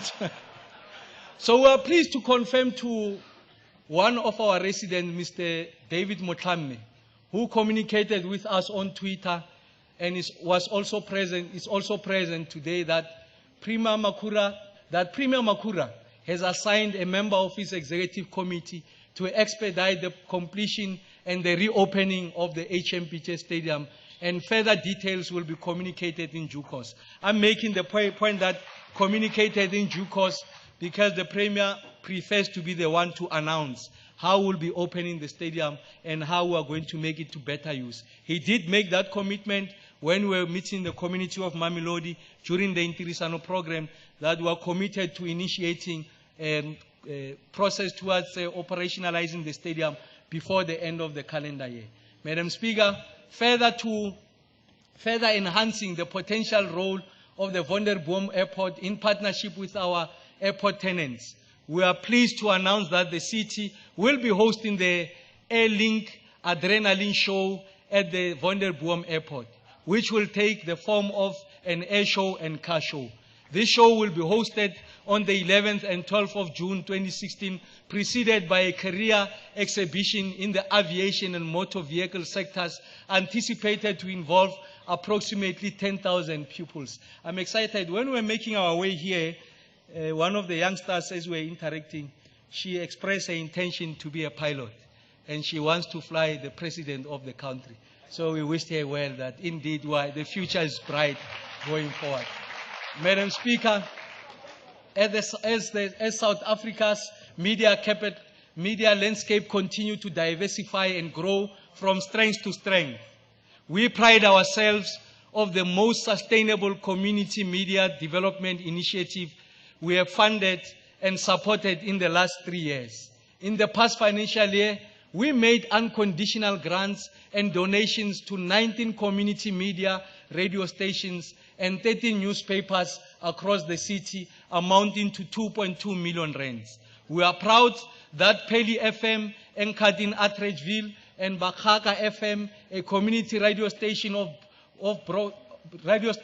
broadcast veterans, are broadcasting from here today as a result of additional 750,000, which ensured that the 2 new stations can secure the requisite studio space and broadcasting equipment. We made an additional donation of 600,000 rands to the University of Pretoria, specifically targeted at the formal training of community radio journalists, and we are happy that 43 of those journalists have completed their course and are also present here today, covering the event with greater professionalism and better skills than yesterday. So this is our contribution to the fourth estate.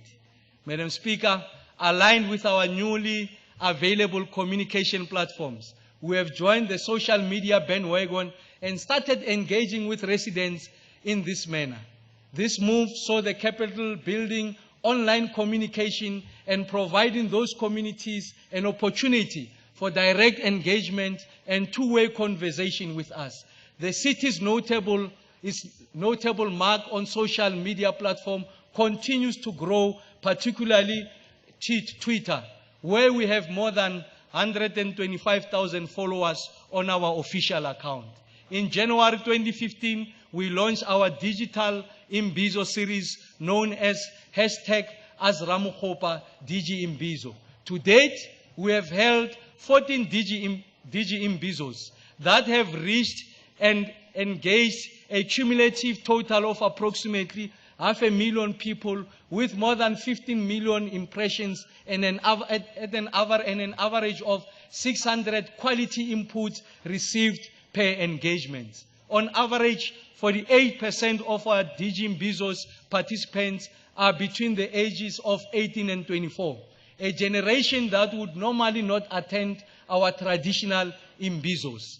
Through this new platform and innovative platform, we have been able to solve hundreds of outstanding billing and electricity issues within the city within a period of 2 hours, during which we conduct the DG Imbizo. The total number of queries resolved or attended to within 48 hours of #AskRamakgopa are in excess of 1,000, spanning from electricity, housing, and billing to water and other general queries. This is representative of yet another mechanism of the manner in which the internet is changing how we deliver services.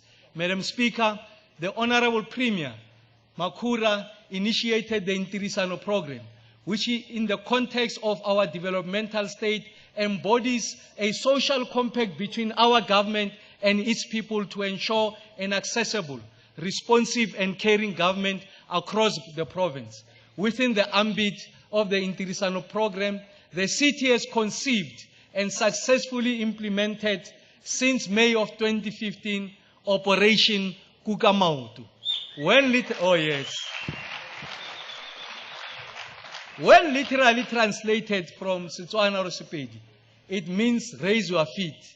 But in this context, it's a metaphorical reference and commitment to inculcating a culture where political leaders, senior managers, and the entire cadreship of municipal employees raise their feet every day and night in service to the residents, business, and other stakeholders of our capital city. This intervention and governance approach is making great strides in instilling a much-needed sense of agency and public activism among city officials. Kgosientso operates by activating, mobilizing, and organizing existing capacity to promote the optimal use of resources and is the highest point of escalation and intervention on service delivery-related issues within the capital city. Overall, the overall implementation of Kgosientso is led by the executive mayor, assisted by designated members of the mayoral committee, and supported administratively.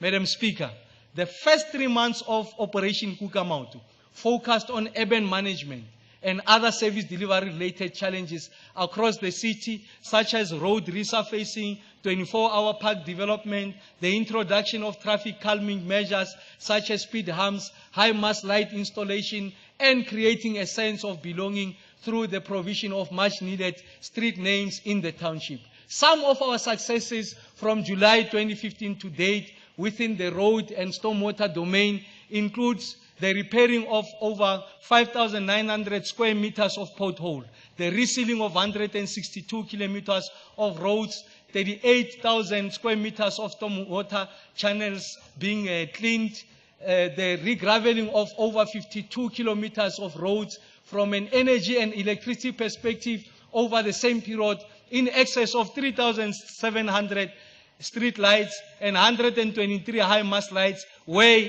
repaired, and 35 new high-mast lights were erected. In addition, over 1,000 water meters were installed, 940 water leaks fixed, 86 water tanks repaired, and 230 manholes cleaned. As alluded to, Operation Kgosientso focuses on general urban management issues. In this regard, over 2.7 million square meters of grass was cut, 195 illegal dumping sites cleared, 14 cemeteries were cleaned, 7 parks developed, and a 24-hour basis, and over 2,600 street names provided, in addition to other major successes. Madam Speaker, in order to ensure community consultation and engagement, a total of 19 public and sectoral engagements have been held to date, with an average of 1,000 community members in attendance per meeting. Over 205 service delivery concerns were raised and addressed in record time.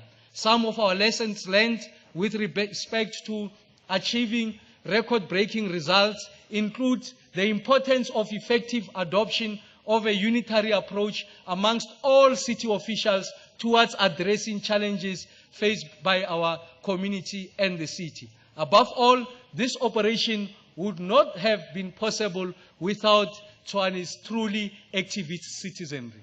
Madam Speaker, the promotion of good governance guarantees the prudential and efficient use of the city's resources. As the city, we are proud of our performance that saw us receiving unqualified audit of outcomes during the current term of office. Oh yes. In addition, we have maintained our credit rating at investment grade by Moody's Investor Services for the 2013-14 and 14-15 financial years, an indication of the confidence that the financial market have in the stability of the metro, and our current investment grade is of above average credit worthiness in relation to the majority of our peer metros. Madam Speaker, the 2011 State of the Capital Address acknowledged the plethora of challenges associated with billing system. Since then, the number of meter readers have been increased by approximately 23%, with 133 revenue agents recruited from EPWP or our FAT-ALES program, taking the percentage increase to 163. The city has also purchased and upgraded additional meter reading devices supported by training courses, ensuring the optimal capacitation of our meter readers. During the course of the last year, we have further initiated Moho Re Ahola program, meaning together we grow. Thank you very much, MMC Mavileja. And it is aimed at enhancing the importance of revenue collection within the city to ensure our ability to deliver ongoing services to residents. As a result, some of our successes include a cumulative increase in payment levels of 400 million rands in the first half of the financial year. A total of 850 million rands being collected through newly established Revenue Recovery and Credit Control Center, and a net reduction in our debtors book in excess of 400 million rand by the end of March 2016, amongst other tangible successes. Thank you very much, MMC Mavileja and the team. Please keep up the excellent work. And we want to thank the Tshwane community for being diligent. Madam Speaker, to ensure enhanced automation, the city has 250,000 registered eTshwane users, whereby online statements and payments can be made on a 24/7 basis, in addition to use of 35 eTshwane kiosks located across the city. To date, over 200,000 payments have been successfully made utilizing eTshwane. Expansions include customer query functionality that will enable our customers to lodge queries 24 hours a day, and will also facilitate the acceleration of feedback from residents. Madam Speaker, on the 19th of May 2011, the municipalities, Tshwane municipalities of Kongweni, Nukenza Taman and Mitweding were incorporated into the city of Tshwane. This consolidation required the development and approval of new and larger organizational structure for the city of Tshwane, and increased operational and capital expenditure budget, and furthermore required the alignment of various processes and systems. With the benefit of hindsight, we have been able to quantify the cost to the city of the incorporation of the Tshwane municipalities from inception to the current period. The city has had to budget and pay an additional amount of 4.5 billion rands on operational expenditure and 1.3 billion rands on capital expenditure. This does not include a payment of 125 million rands made on the date of incorporation to vendors who have not been paid, as well as non-performing debtors book of 520 million rands, of which 420 million rands was later written off by the city in 2014. Despite all our efforts to engage national and provincial governments, the cost of the merger to the city remains unfunded, causing a significant strain on the finances of the city. And we will pursue all legally permissible means to ensure that this matter gets to be resolved. I had said before, made the undertaking to the people of Tshwane, that money that relates to the transitional cost has to be paid to the city of Tshwane. We are going to pursue all channels that are legally permissible to ensure that that money gets to be paid to us, because the last thing that we didn't want to do was to penalize the people of Refilwe, Kangala, and Zitoveni. We will continue to provide services and insist on national and provincial government to give us our money as part of our contribution to the merger. Madam Speaker, in the 2015 State of the Capital Address, we announced the termination of the City Smart Meter program in its current form. To date, almost 13,000 smart meters have been rolled out, and the city is in the process of appointing a new service provider to continue this important demand-side management project. Plans are at an advanced stage for the appointment of a new service provider, which will occur before the end of April 2016. The new service provider will take over the existing infrastructure and expand on it, thereby implying minimum levels of disruptions for customers who already have smart meter prepaid devices installed. It is envisaged that all consumers will be on smart meter prepaid within the next 2 years, ensuring enhanced level of financial sustainability for the city of Tshwane. We are convinced about this project. We are proceeding in earnest with this project. We will appoint the new service provider, the replacement of the past, and ensure that we modernize service delivery. We are able to bring down our debtors book, and it gets to be financed off balance sheet. We are convinced about its successful conclusion, Madam Speaker. The elimination of the cancer of fraud and corruption is our top priority, as it erodes our ability to deliver basic services. To date, we have finalized 808 cases, and a total of 165 cases have been referred to disciplinary action, with 55 criminal cases being registered. Some of the cases investigated by our internal forensic investigation units have resulted in the dismissal of officials at various levels. Service providers that have caused the city to suffer financial prejudice through fraud have been required to reimburse the city. The weaknesses in the controls identified during the investigations have assisted the city in implementing more stringent control measures to mitigate the risk of fraud and corruption recurring. Within the next financial year, the city will be expanding this operation by including a new division of cyber forensic experts to assist in the curbing of fraud and corruption that is perpetuated through electronic means. Madam Speaker, the e-procurement system is being implemented and will result in the substantially mitigating the influence of human beings in the procurement selection process. The benefits include compliance with legislation with regards to rotation of suppliers, whereby all who registered will be given equal opportunity to do business with the city. We had found that there had been preferential treatment, that some of our officials don't extend the same amount of opportunities to our service providers. So we are eliminating the influence of officials. It will be an e-system, so all our service providers registered on our database are going to get equal opportunity.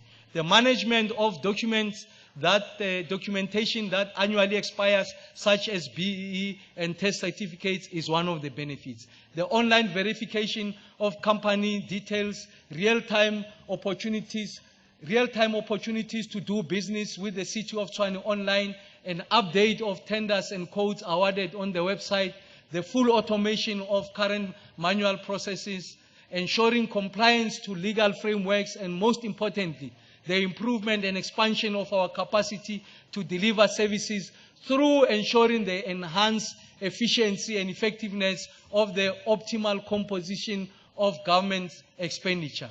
The go-live date for our e-procurement system is the 19th of May 2016, and moving forward, there are also plans towards opening the evaluation and adjudication processes to the public to fully witness the process as they unfold until the award is made to the successful bidder.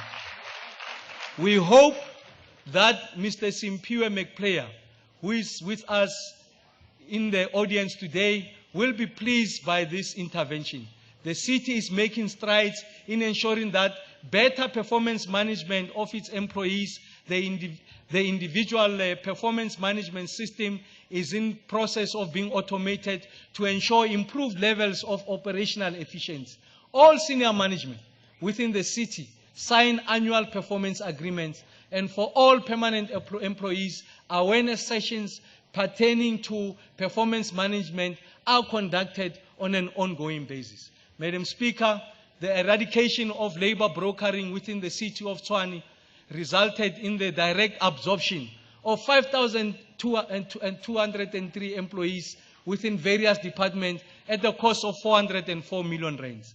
This action demonstrated the commitment of the city in the creation of more suitable work opportunities for all, and they thereby liquidated the concept of temporary work. To date, the use of persons from employment agencies has been restricted to a term not exceeding 4 months, and we will continue to strive towards the total elimination of labor brokering in the city. We are increasing our global footprint and are becoming a reference point in the areas of sustainable development, open government, and leadership, as well as innovation, as witnessed through the increasing number of global development initiatives we are part of, and the number of those in the world who persistently call upon us to work together in creating the future collectively envisioned by all within the capital city. Our international work remains anchored on the need to develop strong partnerships within the BRICS cities, whilst continuing to engage these cities, those cities in the diaspora and within our home, the African continent. Our major successes on the continent includes the hosting of mayors of 21 African capital cities at the African Capital Cities Sustainability Forum, which culminated in the Tshwane Declaration to continue hosting the forum for 3 years, after which it will rotate amongst other African cities. This is indeed a legacy that will deepen the sustainability profile of African cities and create sustainable, resilient, and livable cities, empowering generations to come. Relations and cooperations will remain focused on local governments, arts and culture, education and capacity building, social cohesion, inclusive growth, the green economy, research and innovation, and tourism.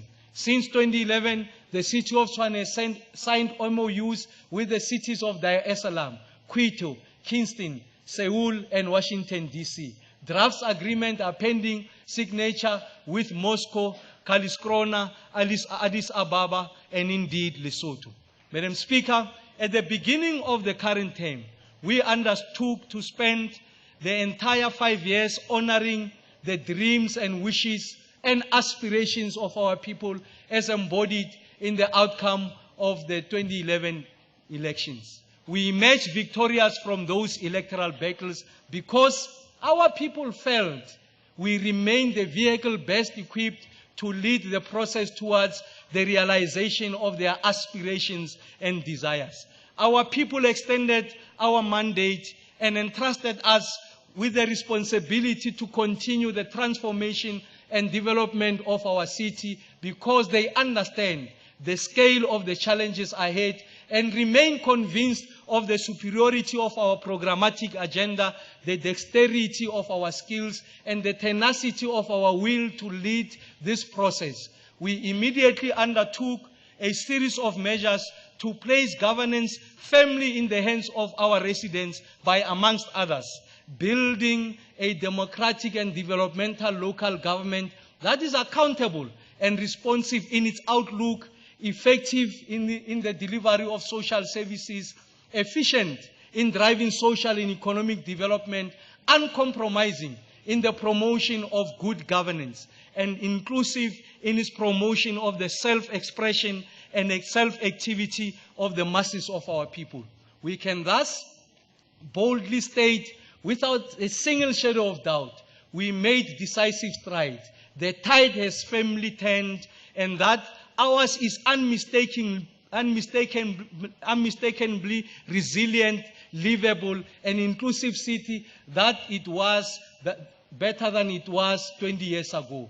By so saying, we are not by any chance conveying a misleading message that we have arrived, but merely demonstrating the extent to which our efforts have been able to push back the frontiers of that morally reprehensible dispensation of the past. We have no undue misconception and misapprehension about the difficult challenges lying ahead in our journey to a better life for all. After all, we fully understood what President Nelson Mandela meant when he said, I open quotes, after climbing a great hill, one only finds that there are many more hills to climb, close quotes. Madam Speaker, as we continue to forge ahead to engineer a city that is grounded in the principles of democracy, non-racialism, non-sexism, unity and prosperity for all our people, we note the regrettable persistence of those who unapologetically represent an anti-transformation agenda. Ironically, they have, in many instances, used the very instruments provided for by our democratic constitution, including the judiciary and the governance model, to frustrate our efforts at transforming society. Tshwane, the Tshwane name issue, represent the Tshwane name issue, the issue around the street names changes, which was approved in this House, which has since gone to be accepted and appreciated by the majority of our people, continue to this day to be challenged by those who are diametrically opposed to the principles alluded to above. This phenomenon has also reared its ugly head as we endeavor to provide quality public transport infrastructure and undermine the morphology of apartheid city planning. Objections, appeals, and threats of court of actions against our Arieng rapid transport system, various density, high density and mixed typology housing developments, including those that seek to eradicate informal settlements, have been delayed in varying degrees by these, the chief agents of anti-transformation. Whilst our response has and will always be the respect and uphold the values of our Constitution and the rule of law in how we respond to these willful acts of sabotage against transformation of our society. We will, however, equally never undermine the principal tenet of any democracy, that is the will of the people. Thus, emboldened by the overwhelming support of our people, we will continue to forge ahead in transforming the capital until it fully reflects the form, shape, and content, and the full extent to which, and the full extent of the rich and diverse history of the city and its population.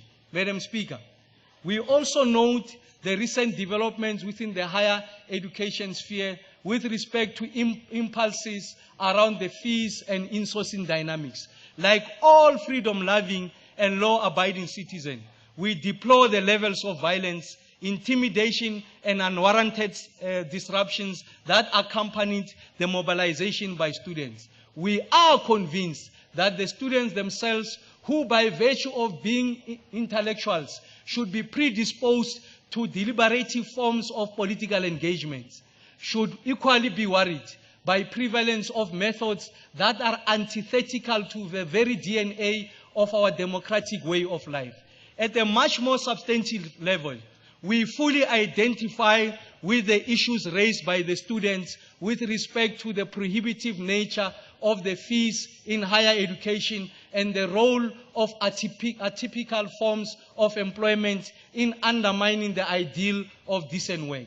In line with our commitment to the principle of decent work, we absorbed all labor broker workers into the permanent workplace of the capital, and this process was finalized in 2012.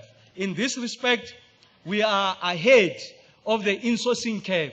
We thus not responding in a reactive manner to these impulses. With respect to the fees in higher education, we fully endorse the ideal of free higher education and believe this should not be approached as a cost, that the demand for free higher education should not be approached as a cost, but as a social and developmental imperative.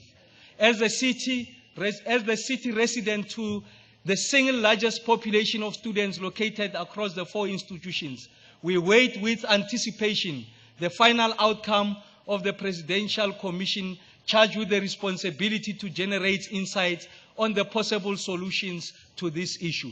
Through our various spatial reconfiguration projects, we are also busy addressing other pressing needs of the students' population, such as accommodation and transport needs. Madam Speaker, later this year, on the 3rd of August, our people will once more exercise their right to decide who shall bear the responsibility to manage their common affairs in the 5th democratic local government election.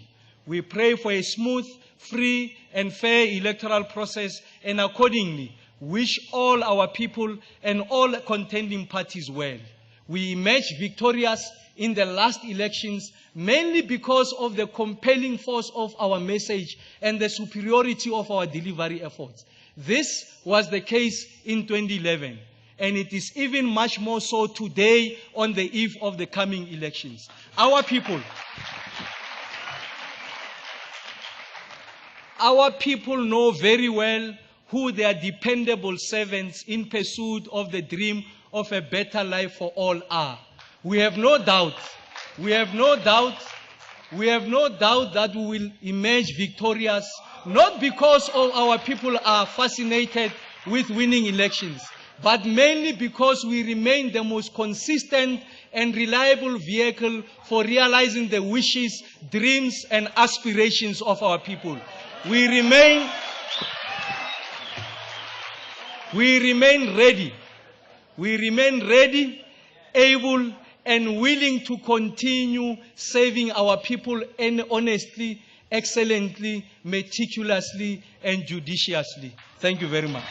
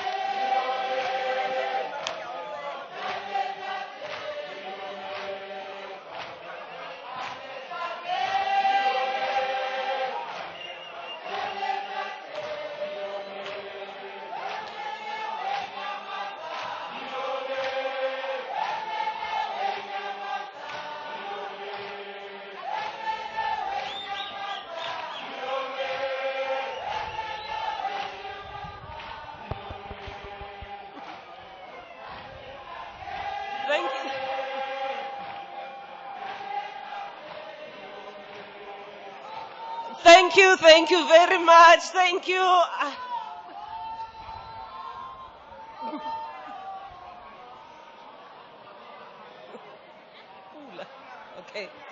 Okay. I will give you another opportunity to sing, Councillor. Please don't be angry with me.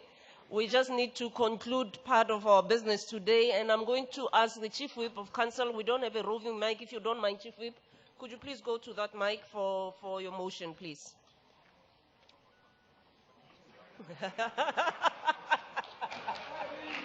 It's a sign of respect, Chief Whip.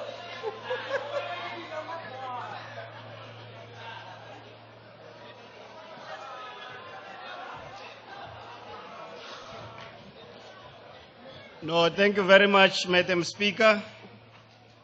Let me take this opportunity to welcome the State of the City Address as presented by our Honorable Executive Mayor to all the citizens of Tshwane. Thank you very much, Executive Mayor. Siyaqhuba, siyasebenza, asinavala. Madam Speaker, it is my pleasure for me to propose and seconded by the Chair of Chairs that the debate on the 2016 State of the Capital Address as intended by Section 2D, subsection 2 of the Rules and Orders be held during the forthcoming Ordinary Council meeting scheduled for Thursday, the 28th of April 2016, for all parties to engage on it. It's proposed by myself, Alderman S.J. Mabona, the Chief Whip of Tshwane,